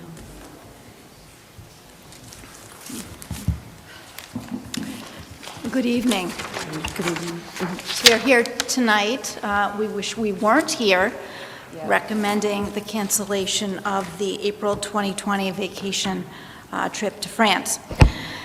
So with the increased concerns of the spread of the COVID-19 coronavirus, both here in the United States and internationally, and with the advice of government officials, school administration is recommending the cancellation of the high school April vacation trip to France. Governor Baker has urged all schools to cancel upcoming organized trips and stated that, quote, while the risk of COVID-19 is low in Massachusetts, out of an abundance of caution, all schools have been advised to cancel all upcoming international travel for the foreseeable future. Per district policy, all students participating in overnight travel and field trips must purchase travel insurance. The full travel insurance policy, including the CFAR option, which is the cancel for any reason option, is included in this report. We understand that this is a great disappointment among our 38 students, which includes 36 seniors, 1 junior, and 1 sophomore, and the 6 chaperones, but the safety and wellness of our Medford school community is our top priority. And I stand here beside the teacher who put an immense amount of work into this project. Marie Nyland is an outstanding teacher. She has looked forward to this trip for the past 4 years. She's been very emotional about this. She's very, very upset, as we all are. And she really had her heart set on this, and I know there's great disappointment amongst the students. Again, we are following the recommendations of the governor, and it is with great sadness that we make this recommendation to the committee. Member Kretz? To all the students, I mean, especially like 36 seniors, and it's senior year, and it's just so unfortunate with the coronavirus. And I understand it's very disappointing, and at the same time, I'm torn because I just want to make sure that the students, their safety and well-being, and it's a really tough situation, and I really feel for you and all the students, and, I hope that there's something that maybe another way or an event that we can do here to celebrate, maybe not going to France, but just doing a nice cultural event here. I mean, it wouldn't really make it better, but, just something that we could do here. And I just wanted to express, how this is very sad, and, I did hear from some parents, it's very disappointing, but they understand, and they understand that it's a risk, and they don't want to, kind of put their child in that situation. It's a really tough, and I'm sorry, that we have to do this, yeah. Understand. Member Vanderklut. So did all of the students buy the cancel for any reason insurance? Yes, they did. Okay, and at this point in the time window, do I understand they'll only get 50% back? Yes. And we've had no talks with the company to say whether that could be? So if I could just clarify, it's 50% of the tour cost, so that does not include airfare. So right now, the estimate that we have from the travel agent, the tour director, is a refund of $1,050, so 1050. The total cost that each family has put forth was $3,100. So the airfare, again, is not included in the CFAR policy, which is illustrated on this form. It is tour only. So you're correct. When we look at the days out, we're more than 31 days out, so it's 50% of the package price. So within that, in terms of the airfare, some airlines are allowing waives or will give credit for future trips. What were you planning on flying? And Delta, and that is, believe it or not, just came to my mind this evening as I'm sitting there, which is something we could look into. And maybe the families can receive a voucher, and that would have to be through the tour company. But that is something so they can get a voucher for, usually vouchers last 6 months, maybe sometimes up to, 364 days, something like that. That is something we can look for. That could be salvaged. That we could look into that, because it's quite a hit for a family. I mean, it's a disappointment for our students, and I feel terrible about this. And so anything that we can at least get the most money back for the families. There's no thought or discussion of saying, could we do the trip during the summer instead, or? Correct. That was an option we had, and he's given this an option too to all his schools that he had to cancel for at least the month of April, because that's usually when a lot of schools do their trips, is during April vacation. But, we're looking at, the month of May, and we're going into June. Our seniors finish school on June 1st, and after they leave us, we basically don't have a lot of leverage with, their behavior, let's be honest, in Europe. During April vacation, there's rules have to follow. They represent the school. So that was something the chaperones and the principal made it known on the first meeting when we had with the parents.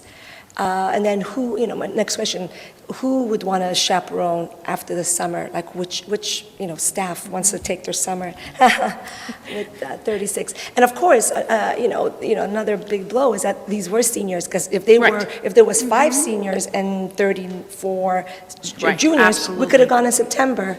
We could have gone in October. We could have, have a 1 week approved when we're not in school, beginning of September, if that was allowed. We would have done that, whatever it took for these students. And I've looked at all those options. I've even looked at a week in May, but there's AP, there's senior prom, there's, I was looking out day to day, even myself, I have my son's senior prom, like, I can't go, my little baby's graduating, I don't want to miss his prom. So there's for myself, and, and the 6 chaperones, 5 of us are teachers. Right. And one is the, Dr. Burnham was one of the chaperones. So, what about, taking the week off from school? Who would substitute? So Yeah, no, there's I only so thought... many issues. There's so many issues. Yeah. So, and for me, yes, I was she said, Marie, take a calm this weekend, no anxiety. I mean, I had to grade and all that, and I was like, I can't even deal with this. This has never happened, and I think the history of Medford High, and we're known to take a lot of trips, a lot of April trips, February, the whole World Language Department. We do February and April, every single year. So, I mean, this never happened, but I want to look into the Delta. At least they can, get a voucher for that. Thank you for all your work and effort, and I can my feel your pleasure. pain. So I really appreciate your thoughtful answer and the fact that you had to make this tough decision. Oh, yeah. Yeah, some of my students are here, parents. Yes, but you have to come up and speak on the record. You're welcome to come up and speak on the record.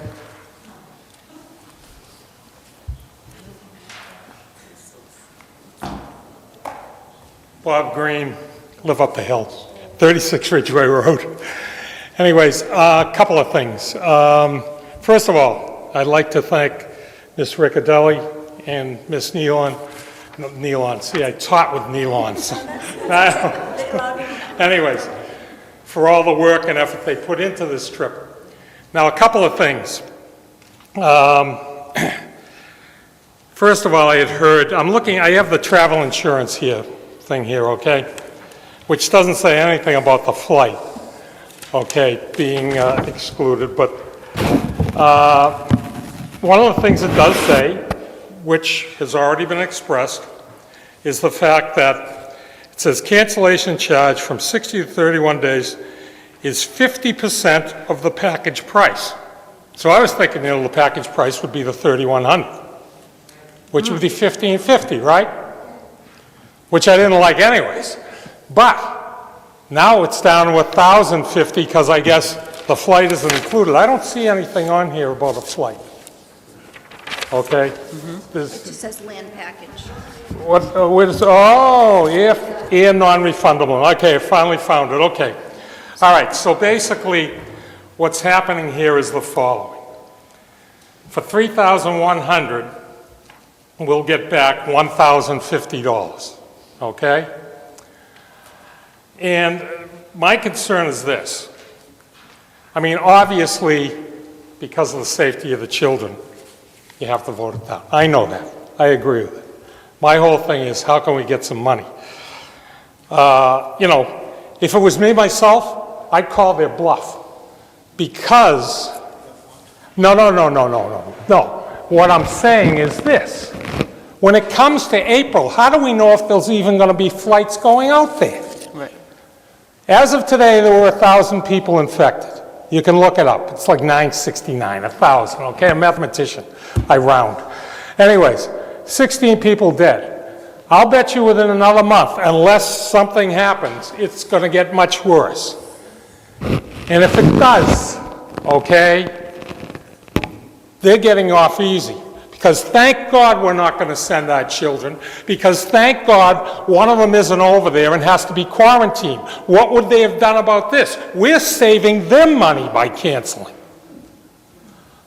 Okay, if 2 or 3 kids, they have to quarantine them, they have to make all these things, that's a cost. That's a cost. So, therefore, what I'm trying to say is, all right, there's $1,050 from the insurance. The travel agency, okay, makes a nice penny out of this for nothing. I think we've got to look into somehow getting them to, give back some of that money. They're making $2,050 a person. Okay? And, as I said, obviously, I wouldn't have let even if the trip were going, I wouldn't have let my daughter go. Okay? Don't tell her. But, anyways, I mean, if things get worse, they would have had a much harder situation. This way, they're coming out with $2,000. Not bad. 38 times 2, $76,000. Plus the 50 I'm not even talking about. They're making that off of this trip and off of all of her hard work and your hard work. they should be willing, okay? And I don't know if there is some way that we can, if the governor is saying, okay, can we, please not send these kids abroad? Maybe, okay, the governor's office or something can put some pressure on these travel agencies. It's funny that we're doing this because my son came home today. He wants to go on a trip to Scotland next year, okay? And, what am I going to say? No? But at the same time, I don't want to lose another $2,000, in this case, of course, we'll know what's going on with this virus and everything like that. Probably have a vaccine by then, things like that. And not only do I feel bad for you two, but I especially also feel bad for the kids. I know my daughter is devastated by this. She really is. It's her senior year. Other kids have gone on trips in their junior year or whatever. Well, I'll wait till the senior year to go to France. And her girlfriends were all going, and they really, really feel bad about it. Now, I have another idea, okay? $2,050, right? The insurance is paying $1,050, okay? They're doing their part according to this. All right, I didn't see the flight thing here. All right, these are my eyeglasses for seeing far, so I didn't see the flight thing. But out of the $2,050, are they willing to give us some kind of credit or something? If they can't give us actual money, some kind of credit, so these kids could get together and, basically take a trip. I know that other travel agencies are doing things like that, I've heard, okay? Yep. But Cruise ships. I just think that, there's got to be something done. And as of today, they said, cruises, they're canceling all kinds of cruises. They don't want people going on cruises. By April, who knows? Hopefully, it'll all get better, okay? But we have to make a decision now, absolutely. However, okay, if it gets worse, they're making blood money because, they could never run that trip if it gets worse. So I'm hoping they'll listen to some reason, the actual travel agency and whatever. And once again, I thank you very much. All right? Now you're going to have to go home and wash your hands. And I'm going to thank you. All right, thank you. Member Rousseau. Thank you. Understanding that the family's getting $1,000 back, I just think it's fascinating that the insurance costs 10% of the potential. Wow, we should just self-insure and forget about this in the future. Yeah. $100 to possibly get $1,000 back, I'll personally take that game. That's really kind of an insane, the reason we all probably thought it made so much sense is that it was, it's $100, $100 doesn't sound so bad. But I'm just a bit shocked at the cost of the insurance for what it is you can actually get back. And I don't remember the name of the speaker here, but Mr. Green. Mr. Green, if I could say, he was a former math teacher at Medford High School. Oh, and now parent. Sorry. Okay. To his point, though, each student is covered for $100,000 worth of evacuation and repatriation services if we decide to not cancel and to send them. I'm not suggesting we send them, but $100,000 of their money times, 28 people. That's some pretty bad math on their side. So, the thing is that I don't know, is there any other game in town? Can we truly threaten them and be like, this is kind of ridiculous. Next year, we're not going to use your services anymore if you can't do any better. I don't think there's any reason we shouldn't say that to them because, if they're not the only game in town, this is not this looks bad. No, it's not a great policy. What I will say is that there's been a lot of information going back and forth among superintendents in the state about this very issue. Medford is not alone. So lots of school districts around the Commonwealth are struggling with the reimbursement. So, there's a lot of talk, there's a lot of chatter, hopefully there's some movement on this. because there are large numbers of students that are affected by this who are getting similar refunds. Some aren't getting any refunds at all, which is, a worse situation that we have. So I like to think that there is going to be some movement on this. We want to fall within the window of getting that 50%. If we wait to less than 31 days out, then we're jeopardizing ourselves to a lower reimbursement. So we don't want to do that. So the trip is planned for April 15th, I believe. Yes. So, there are a few days, but we don't have a great amount of time. I mean, and it's worth noting that I discussed this particular policy with Member Graham earlier today, and I just noticed that, the 60 to 31 day window and a 20 to 15 and a 14, there's no 31 to 20 day window. Like, the policy just doesn't exist if you cancel during that time. It's a pretty bad, poorly written policy, but I certainly agree that. Yeah, and you're right. Should we have looked at this way more carefully when we all started? 100%.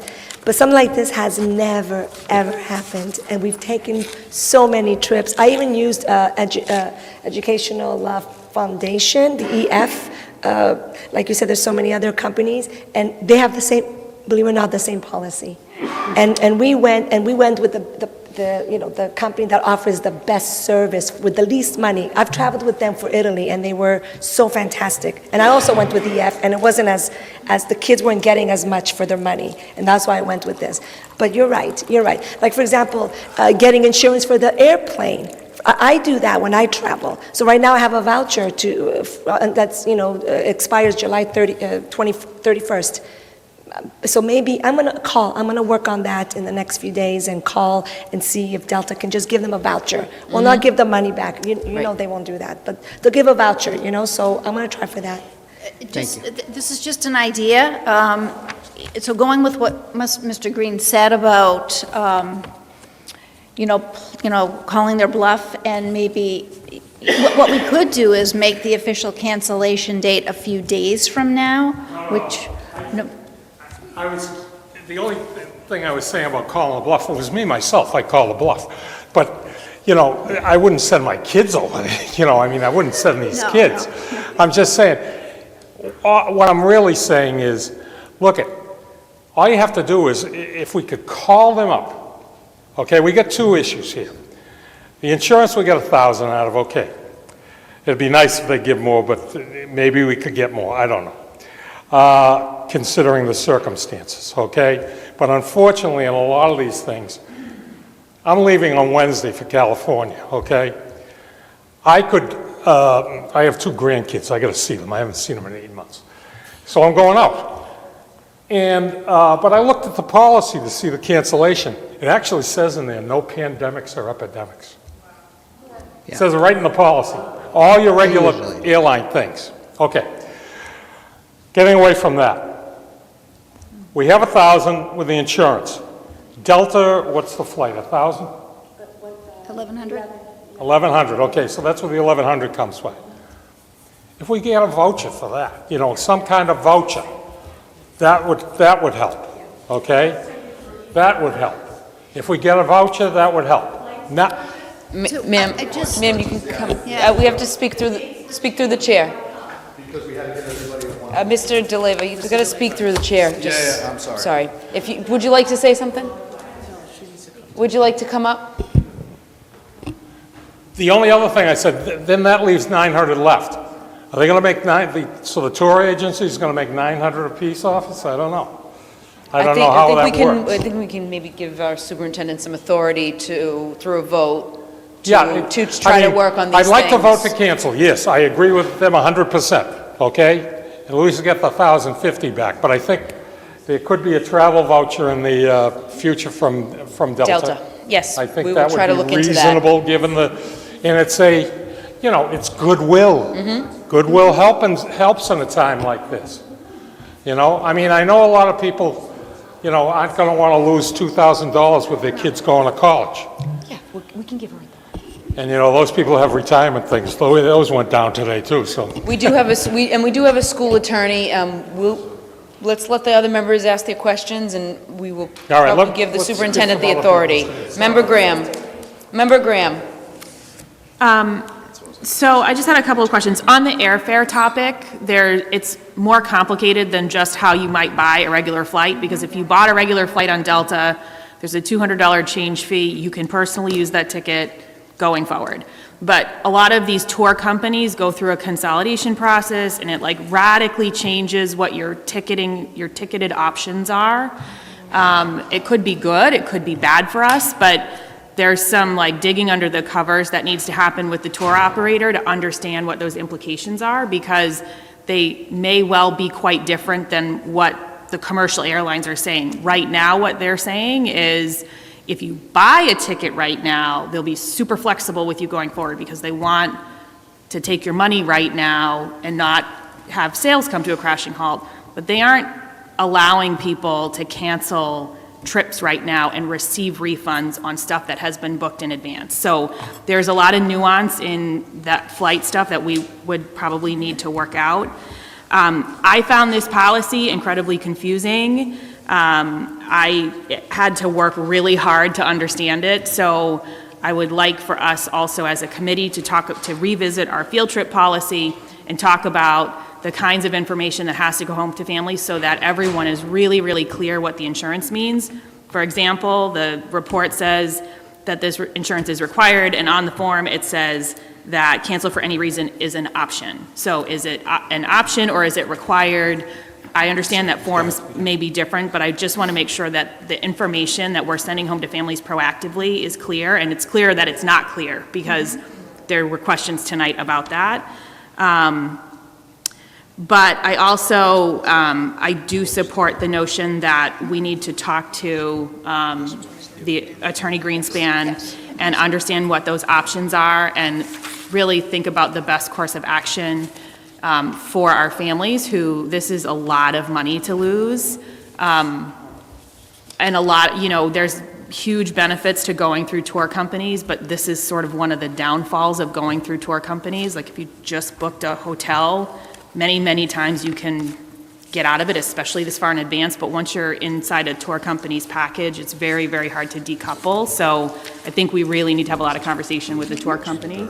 So I'd like to make a motion that we give the superintendent the authority to make this decision before the 31-day timeline, but only after she has a conversation with our attorney and he has ample time to get in touch with the travel company and explore how we recover more money for our families than just simply $1,000. Motion by Member Graham, seconded by Member McLaughlin. All those in favor? Aye. All those opposed? Paper passes. Member Mastone? She beat me to it. She beat you to it, okay. Yeah, I guess everybody said everything that should be said, but with all my coughing, I did want to get something out. As representative for the students and the families, I was going to make the recommendation that we use the attorney, but thank you. I'm glad that that's going to go forward. I do want it to be clear, though, that we did present this fully to the committee, not this full committee, on June 3rd of last year. And the insurance policy was part of that presentation as well, and it was. Whether we were all looking at the fine-tooth comb, one of the things that we push for with the policy is that there is insurance before we approve any trip that's there. But I just want to make that clear that, June 3rd this was approved, so with that documentation. Thank you.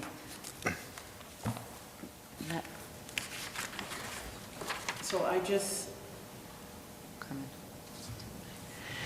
just want to first thank you, ladies, for your presentation this evening. And I, too, as a senior, got to go to Paris in April. And I remember being so excited at the Parent Information Center meeting that had happened sometime last year.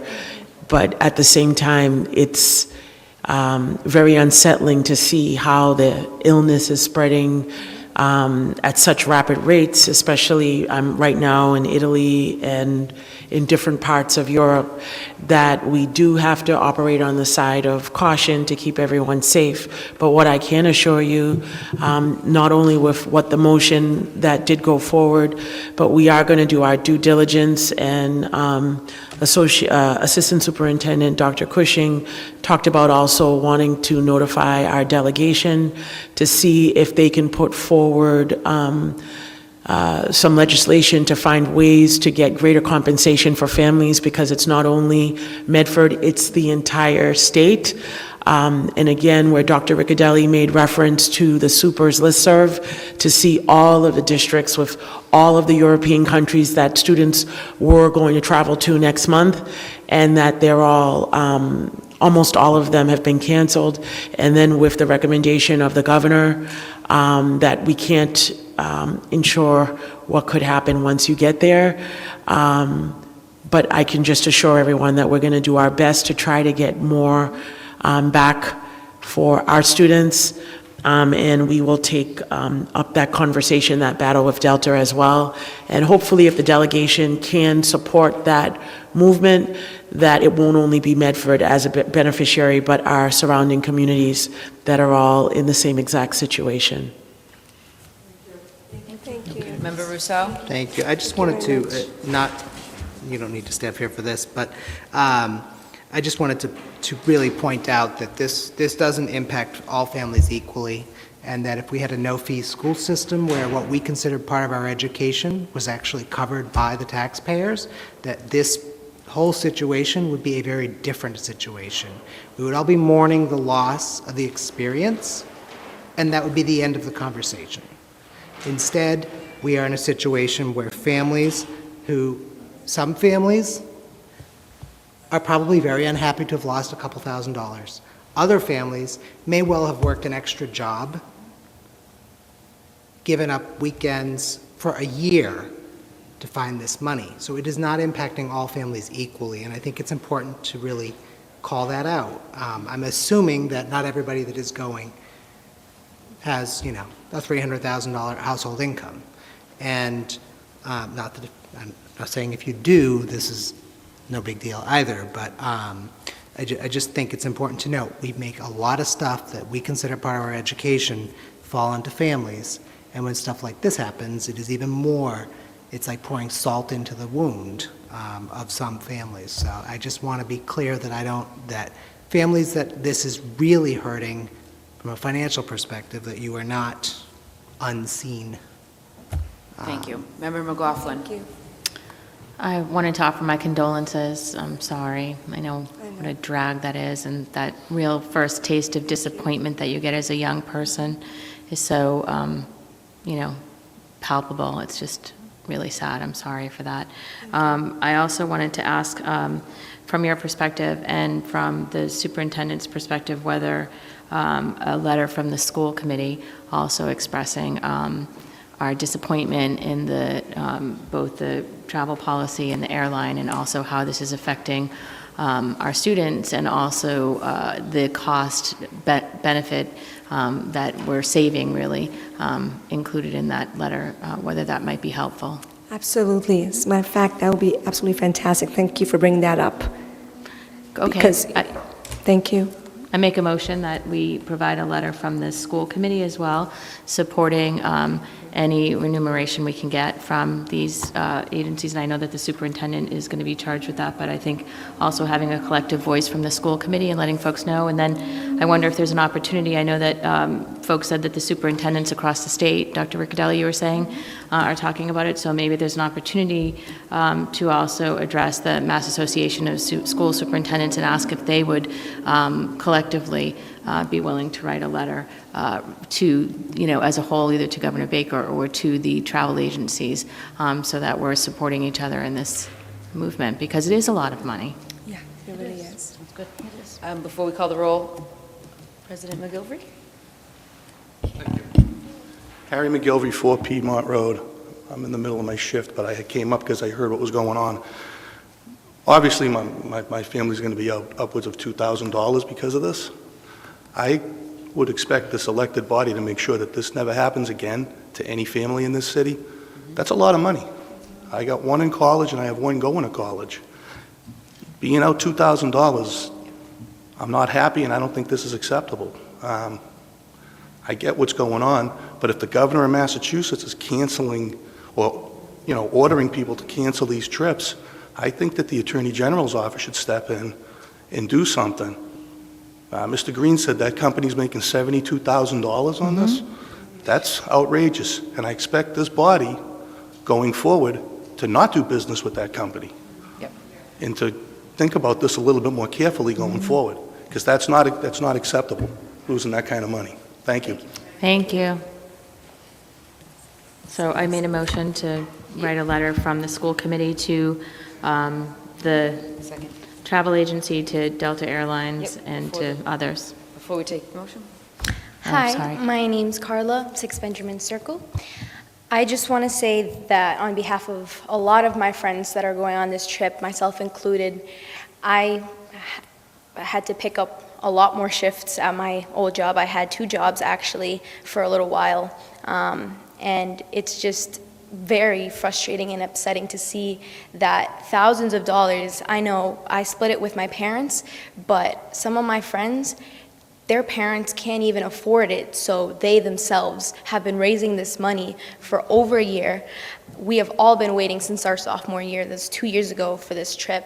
I've been with Miss Nyland the whole way, we've been helping her, and I just think it's important to stress to, if, like Mrs. Father was saying, if Governor Charlie Baker is suggesting to cancel these things, I think we have the right to put pressure on them to somehow help us get this money back and put pressure on the industry that is State taking the money from us. These corporations do not care that they're hurting families like ours. This is a public school, not some rich charter private school. So I think it's important to stress that a lot of this money is from the students themselves, not even just the parents, but the parents included too. So, thank you. Thank you.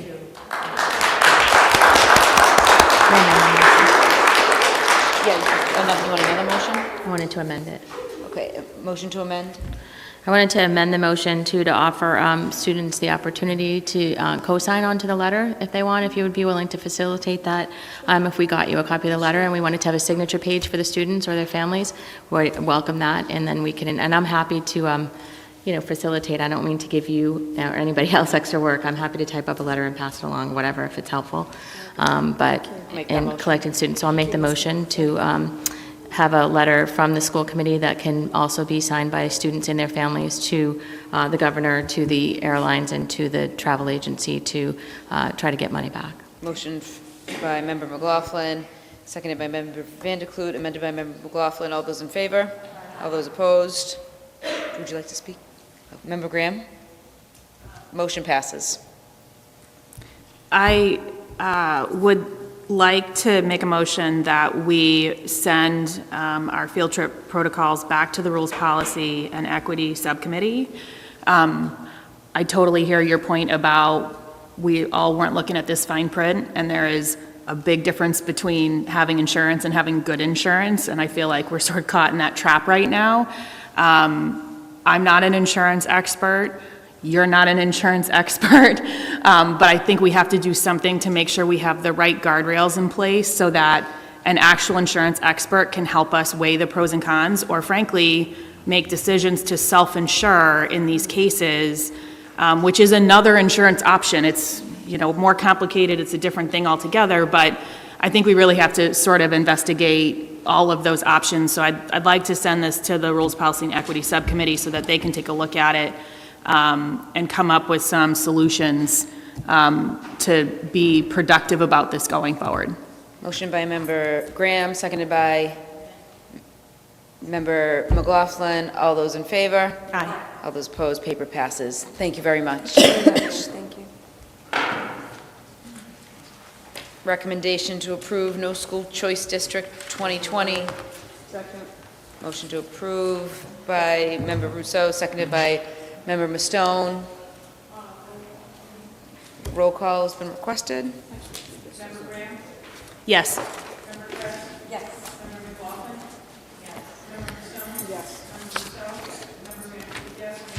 Yes, 7 in the affirmative, 0 in the negative, the paper passes. Report on Student Opportunity Act, Dr. Peter Cushing. Good evening, Madam Mayor, members of the school committee. I'm here today to present on the Student Opportunity Act and its implications for Medford Public Schools.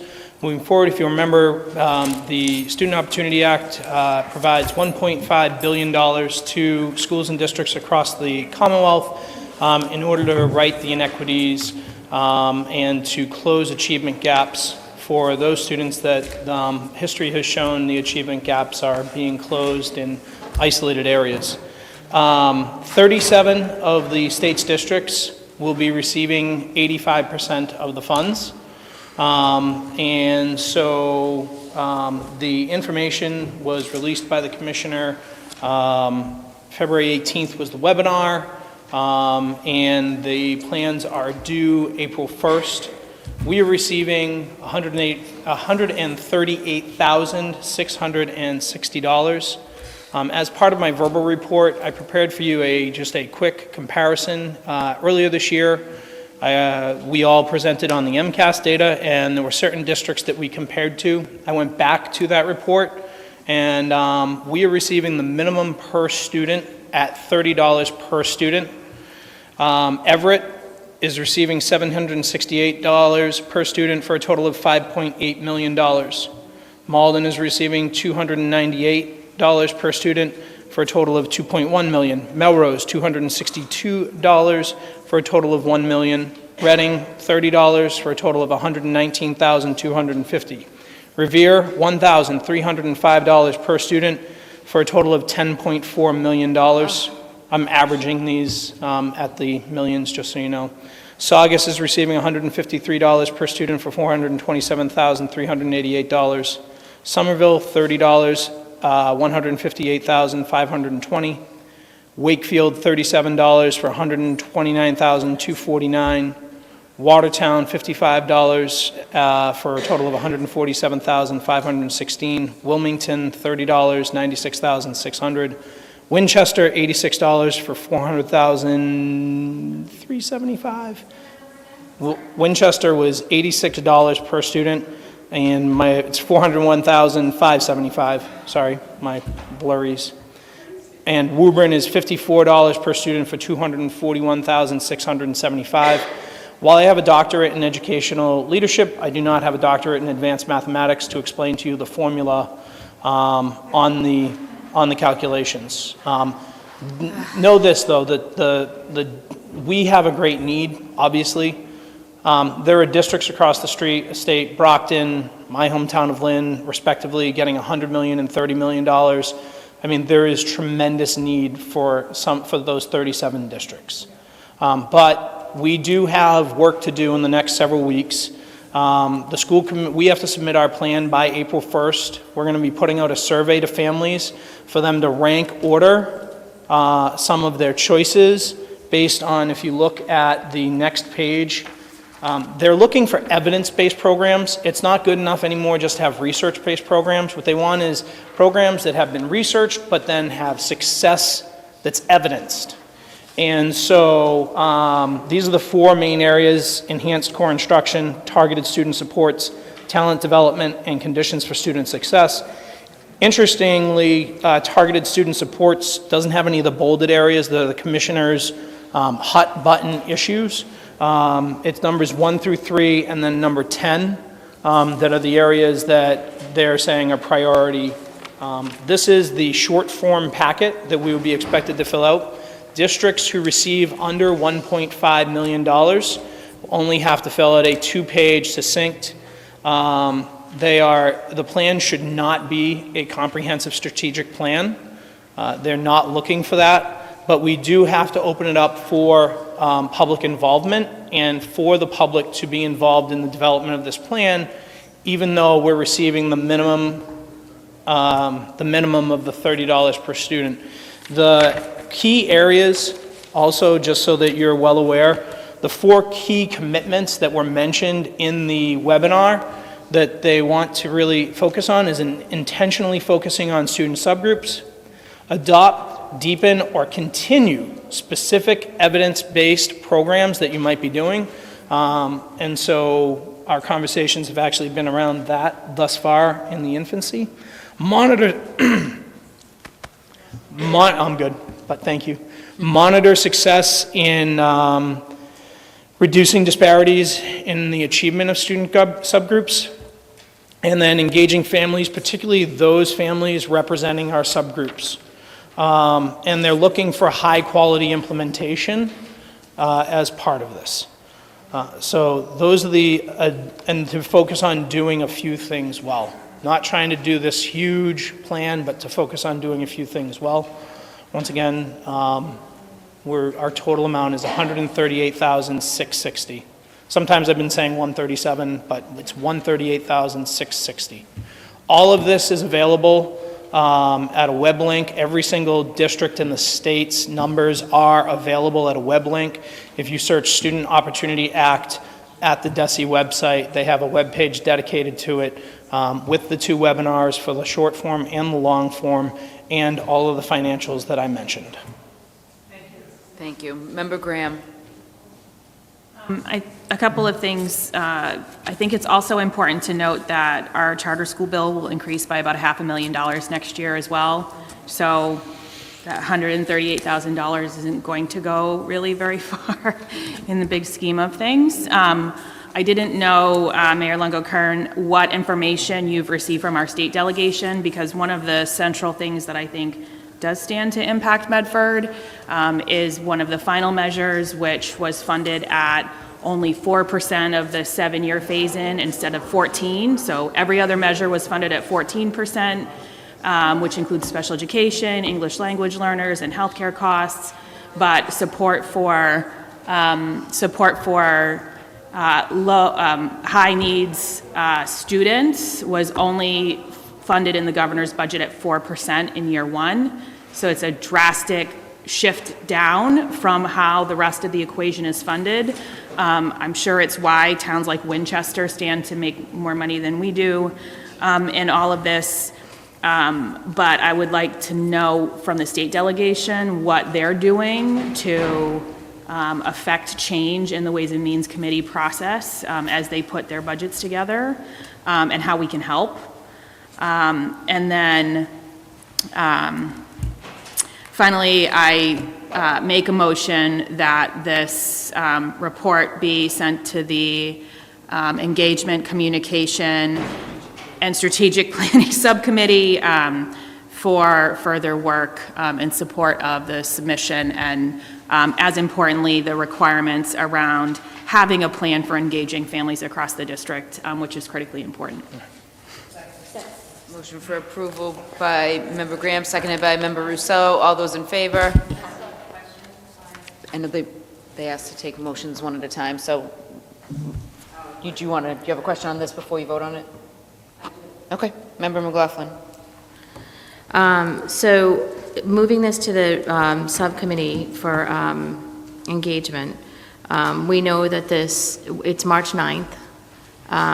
This is due April 1.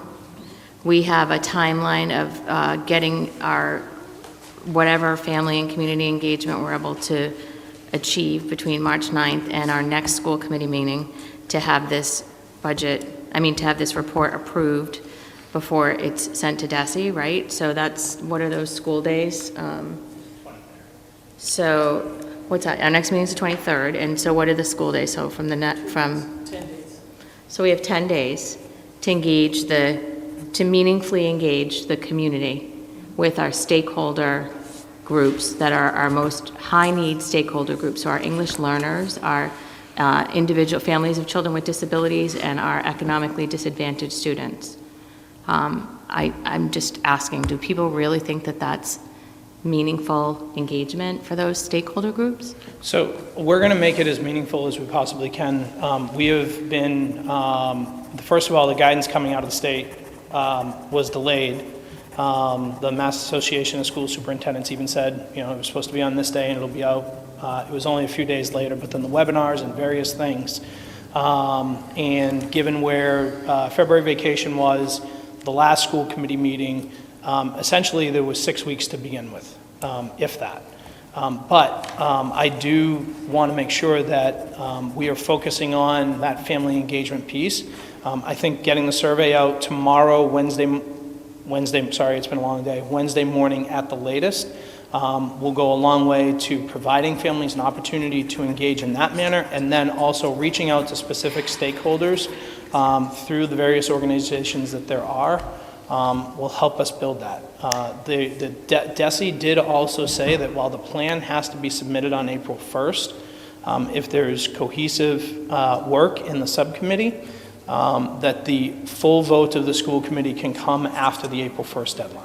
So, interestingly. Thank you. So that would be something that I would ask, whether it's an amendment to the motion or a separate motion, is that we actually ask DESE for an extension so that we can meaningfully engage our community and our families. I think, speaking as a family of a child with a disability and knowing the extra demands that are put on our families with children with disabilities, and the extra demands that are put on our families that are second language, and our extra demands that are put on our families that are working 2 or 3 jobs, I don't think it's reasonable to expect that we're going to respond to a survey in 10 days because of a deadline that's being presented to us based on whether it's $100,000 or $10 million, how it's going to be spent in our schools. I think that we should be asking, if we're not prepared to do that, which I'd venture to say 10 days is not meaningful family engagement, then we should be asking for an extension on this report.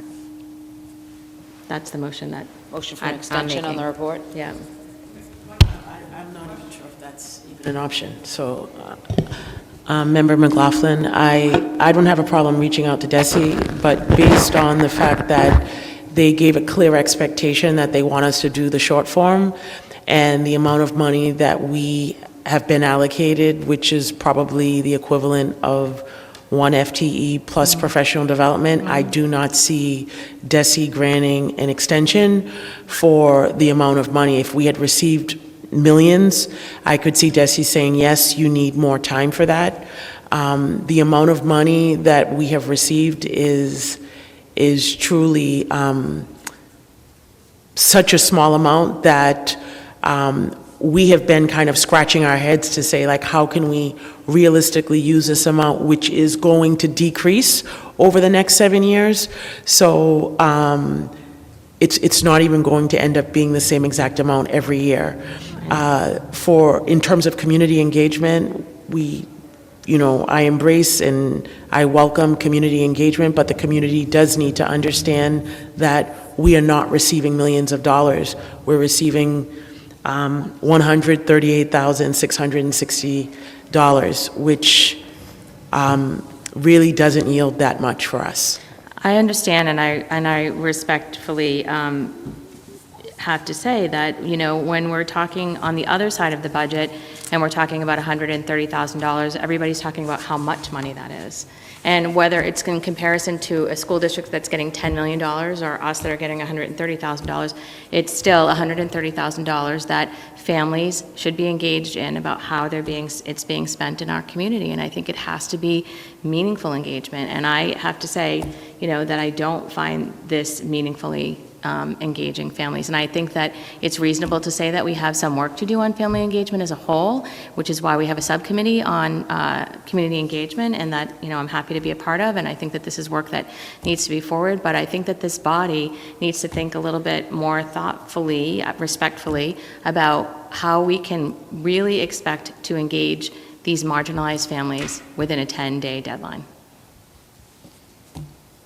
Member Rousseau? Wow, I have a lot of thoughts.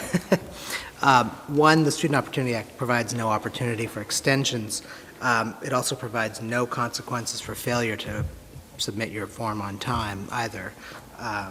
DESE has a long history of things that if you just don't do it, it's sort of like many of our laws in this state. Do it or nothing happens. So I don't really honestly care whether we submit this on time.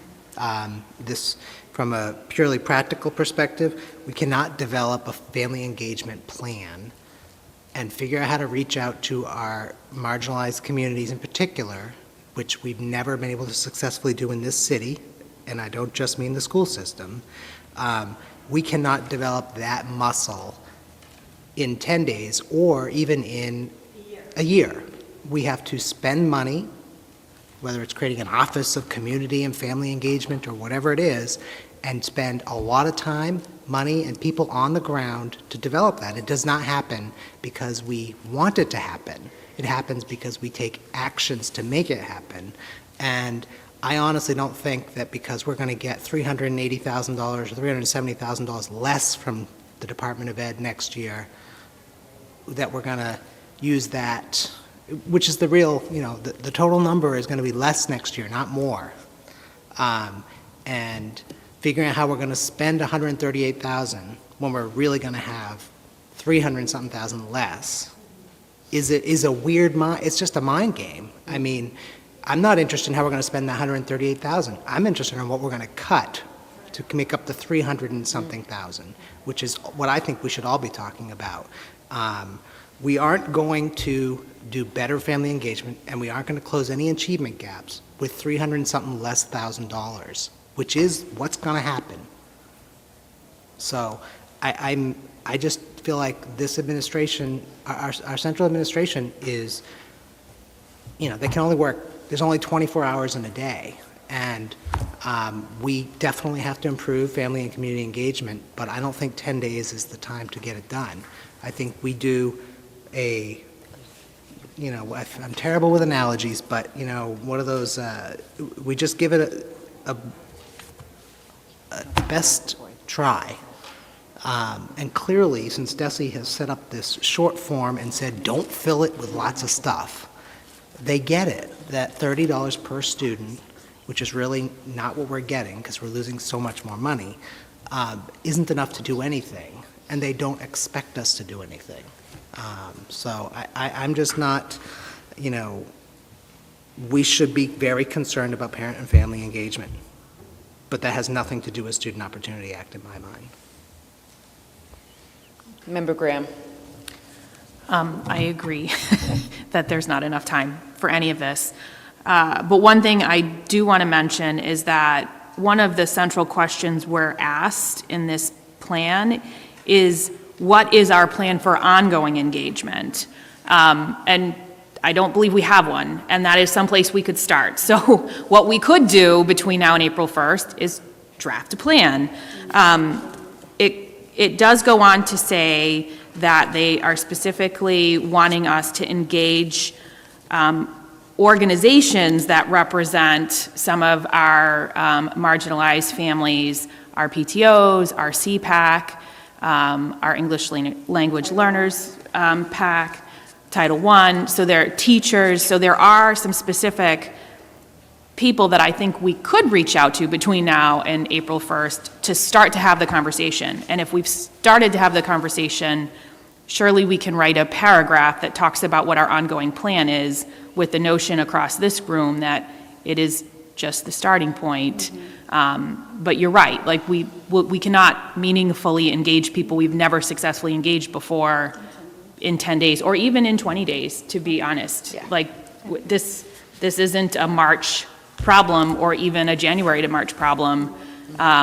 What we can do, though, I think, is to move it to the subcommittee and talk about what those plans might be, start that brainstorming, and get this thing submitted and behind us so we can get back to doing the real work of family engagement without money to do family engagement. Thank you. I also feel like it's sort of a little bit of what we heard earlier from the community about having a number of, frankly, white engaged families around the table making decisions for brown and black and disengaged families who aren't around the table. And I don't feel comfortable doing that. And I do feel like we really should be thinking about how this is affecting our families, and whether it's, and I understand it's, robbing Peter to pay Paul, if you will, in terms of moving money around or what have you. But this Student Opportunity Act is explicitly requiring us to have those engagements. And even if it's in this one paragraph, where we're talking about reaching out to CPAC, or we're talking about reaching out to the LPAC, which the LPAC is barely existent at this point. And again, those are our already engaged families. And so how are we thinking about how we're representing this? And I think that, okay, it's not reasonable for DESI to be asking this, and, we all understand that it's not reasonable for DESI, and it's not fair that Winchester's getting more money than Medford is, or whatever else, but at a minimum, we have to be thinking at this subcommittee, if we're doing this in the next 10 days, who are we engaging in this community that is going to be very representative of those people? And we should not be, frankly, sitting here discussing it amongst ourselves. I think that we have to be thinking like tonight, who are we engaging, and who are we bringing to the table on this? Because I think we're hearing far too often from our community members that we are not engaging these constituents. And to say like that our PTOs, while our PTOs are great and they're doing a lot of work in our schools, our PTOs are our already engaged family members. They're not the people who aren't able to come to the PTOs because they're working 2 or 3 jobs, or because they have children with disabilities at home, or because they don't speak English and don't feel comfortable, or what have you. So the other thing is, how are we translating this survey? So I appreciate that you're ready to send a survey out, and I think that's great. How is the survey being translated? How is it going to be getting to these families? I mean, these are all really important questions that I just feel like, I would rather say to DESI, no, we're not submitting this plan April 1, because you didn't give us enough time to really meaningfully engage this constituency. And if you don't like it, sorry, but that's where we're at. I'd rather say that to the commissioner than try to give us 10 days at this point. We won't even, if they want to say, well, you've had since February 18th, well, there's been some things going on, whatever. We've had, people resign, we've had coronavirus, we've had whatever, but it's not reasonable. Member Van der Kloot. I believe that I can concur with Melanie on many of the points that she makes. It's not reasonable. It never was a reasonable timeline. It seems ludicrous that they're asking for such a quick return across the way. My mom used to say, it never hurts to ask. So I think putting together a well-crafted letter saying, we would respectfully ask you for more time. We don't believe that this is an adequate amount of time for us to engage our families and whatever. I would absolutely submit it. I would actually go further and talk to the other superintendents who are also grappling with this. Maybe there's a few who've managed to figure it out, but I bet there's a whole lot of superintendents trying to slam this together. As we will be doing. But on the other hand, I'm not willing to leave money on the table. And so I think we need to go ahead and send it to the engagement committee. I think we need to write the letter, because nothing ventured, nothing gained. Right. Okay? That we should do that and hope for the best, and in the meantime, do whatever work we can do so that we are prepared to file what we have, whether it's perfect or not, because I'm not going to leave $138,000 on the table. I can think of many, many different things that we've talked in the budget that might be helpful to our students and to all students. So, yeah. Point of clarification, Member Rousseau. Whether we submit this or not has nothing to do with getting this money. This is just our new Chapter 70 formula. Yeah. This is the amount of the increase that will happen in the formula, and it is not related to whether we submit this plan. I just wanted to be clear on that. So if we don't submit the plan, we automatically still get the money? The Chapter 70 formula is the Chapter 70 formula. It has nothing to do with anything else. Motion. Point of clarification, Member McLaughlin. So yes, and I would also encourage any folks that are watching from home out there or what have you that are these marginalized communities to reach out to this body, to this constituency, to let us know that you want to be involved and how you can get in, and you'd like to have your voices heard, and ways in which we can engage you further to make sure that these funds are being spent appropriately for those high needs families. And I think that again, respectfully to the committee, if we're talking about how these funds need to be spent, I think it's pretty clear it needs to be family and community engagement. And that's just, again, my 2 cents, because we're already talking about how we don't have family and community engagement, and here's money, and then we're talking about, well, how else can we spend this money that we don't have? So I just think it's a circular conversation, and just had to add that. But I appreciate your work, Dr. Cushing, as always. I appreciate you taking our phone calls and clarifying questions for us. And clearly, I feel passionately about this. I hope you don't take any of my passion personally, but I feel that this is an important matter, and I wanted to speak up. Thank you. Thank you. Motion by Member Van der Kloot to send this to the Engagement, Communication, and Strategic Planning Subcommittee, seconded by... And to send a letter to the Department of Education. And to send a letter for requesting an extension if that's possible, seconded by Member McLaughlin, all those in favor? Aye. All those opposed, paper passes. Thank you, Dr. Cushing. Any old business? No. Communications? Member Rousseau?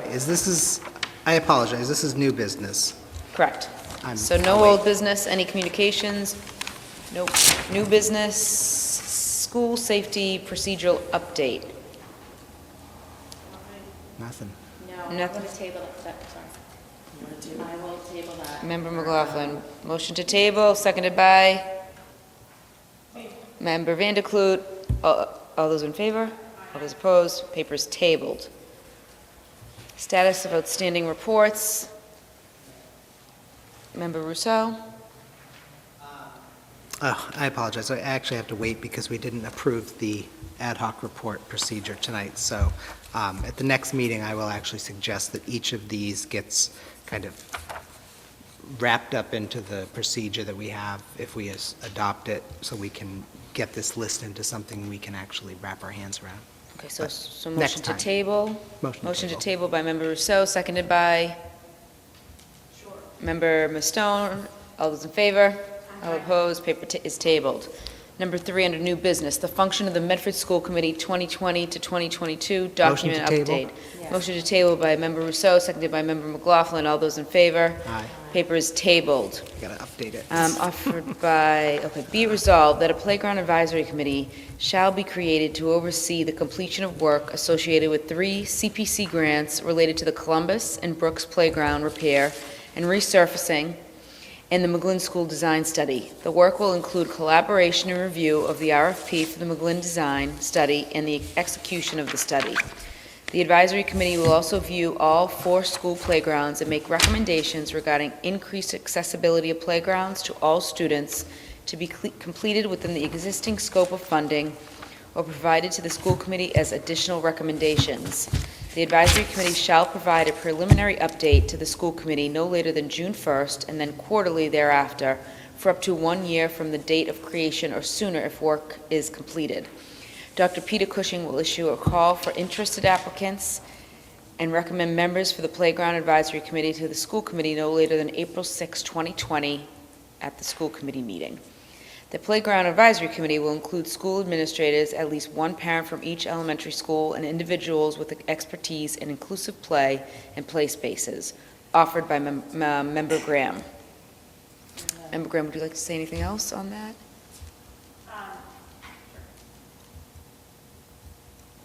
Member Graham.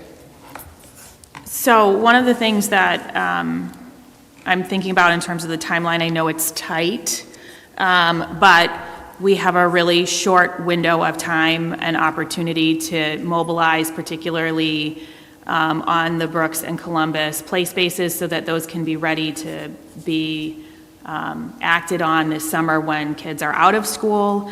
And I also think we have an equally short timeline on the RFP to engage the proper partner to do the McGlynn design study, because that study needs to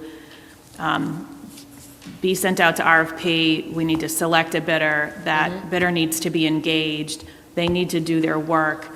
And then we need to have our eye on the timeline that by November of this coming year, if we are going to be preparing to go back to the CPC, we'll need to be ready with information. I know there was a lot of talk. We had a meeting a couple of weeks ago, a number of us and a number of other interested parties who want to make sure that this committee engages the right design firm, particularly for the McGlynn Playground, that knows how to engage the community, how to engage with kids, how to engage with students of all abilities, and how to really sort of balance all the various needs across our student populations and really our community population to do that. So I think there's interested folks across the committee, across the community, but I don't think this committee has to be particularly small. I just think they have a lot of work to do to shepherd this through its process and make sure that along that process, the right people are engaged for their input where it is particularly valuable, rather than what I don't want to do is bog down folks who want to be part of the conversation in feeling like they have to sign on to review and write RFPs in order to be involved in the process. So the committee is really there to do that work to make sure that folks are appropriately engaged along the way. And in the interest of time, I'm suggesting that Peter, who has been front and central on all the CPC grants, sort of act to collect applications, vet them, and provide a recommendation to us. Member McLaughlin? Yeah. I had some questions, just, I was also part of this conversation, and I think it's really important for the community to understand that the opportunity at the McGlynn is a unique one in that we're bringing in a person or an entity to look at this playground space and to consider how we're making what would amount to be the first inclusive play space in Medford, which is a big deal. So by inclusive, that's thinking about, as Member Graham was saying, children of all abilities and backgrounds, and that they have expertise in that. And there's a line item in there that there's an expert in inclusive play and play spaces, which I much appreciate. I think is very important. I would also encourage Dr. Cushing to, same as with our other committees, as we heard tonight, to be thinking about how we're addressing diversity in our selection for committee members. And I would also advocate for a person with a disability or somebody from the Disabilities Commission or somebody with a disability from the Disabilities Commission to be on this committee, especially if we're thinking about how we're including children with disabilities in this playground space. And, yeah. So is that an amendment, or I request an amendment to this, or? Sure, an amendment by Member McLaughlin, and I can work with Dr. Cushing as well with a meeting with the NAACP next week. You can join me, and then I also have additional people on the Disability Commission that weren't put on because there's many people that wanted to be on it, and there's some parents that I can refer, so we can work together on that. I can help however I can. Motion for approval by Member Graham, as amended by Member McLaughlin, seconded by Member McLaughlin. All those in favor? All those opposed? Paper passes. We have 4 condolences. I'll read them all. We can stand for a moment of silence after that. Be it resolved that the Medford School Committee expressed its sincere condolences to the family of William Carabino. Mr. Carabino was the husband of Anne Marie Carabino, a retired Medford Public School secretary. Be it resolved that the Medford School Committee express its sincere condolences to the family of Priscilla Morse. Ms. Morse was the mother-in-law of Medford Public Schools staff member Pamela Morse and the mother of Hank Morse. Be it resolved that the Medford School Committee express its sincere condolences to the family of John Jackie Hamilton. Mr. Hamilton was the brother of retired elementary teacher Judy Granara and the brother-in-law of former school committee member John Granara. And finally, be it resolved, the Medford School Committee expressed its sincere condolences to the family of Shirley Vanderkloot. Ms. Vanderkloot was the mother-in-law of school committee member Paulette Vanderkloot. If we all may rise, take a moment of silence.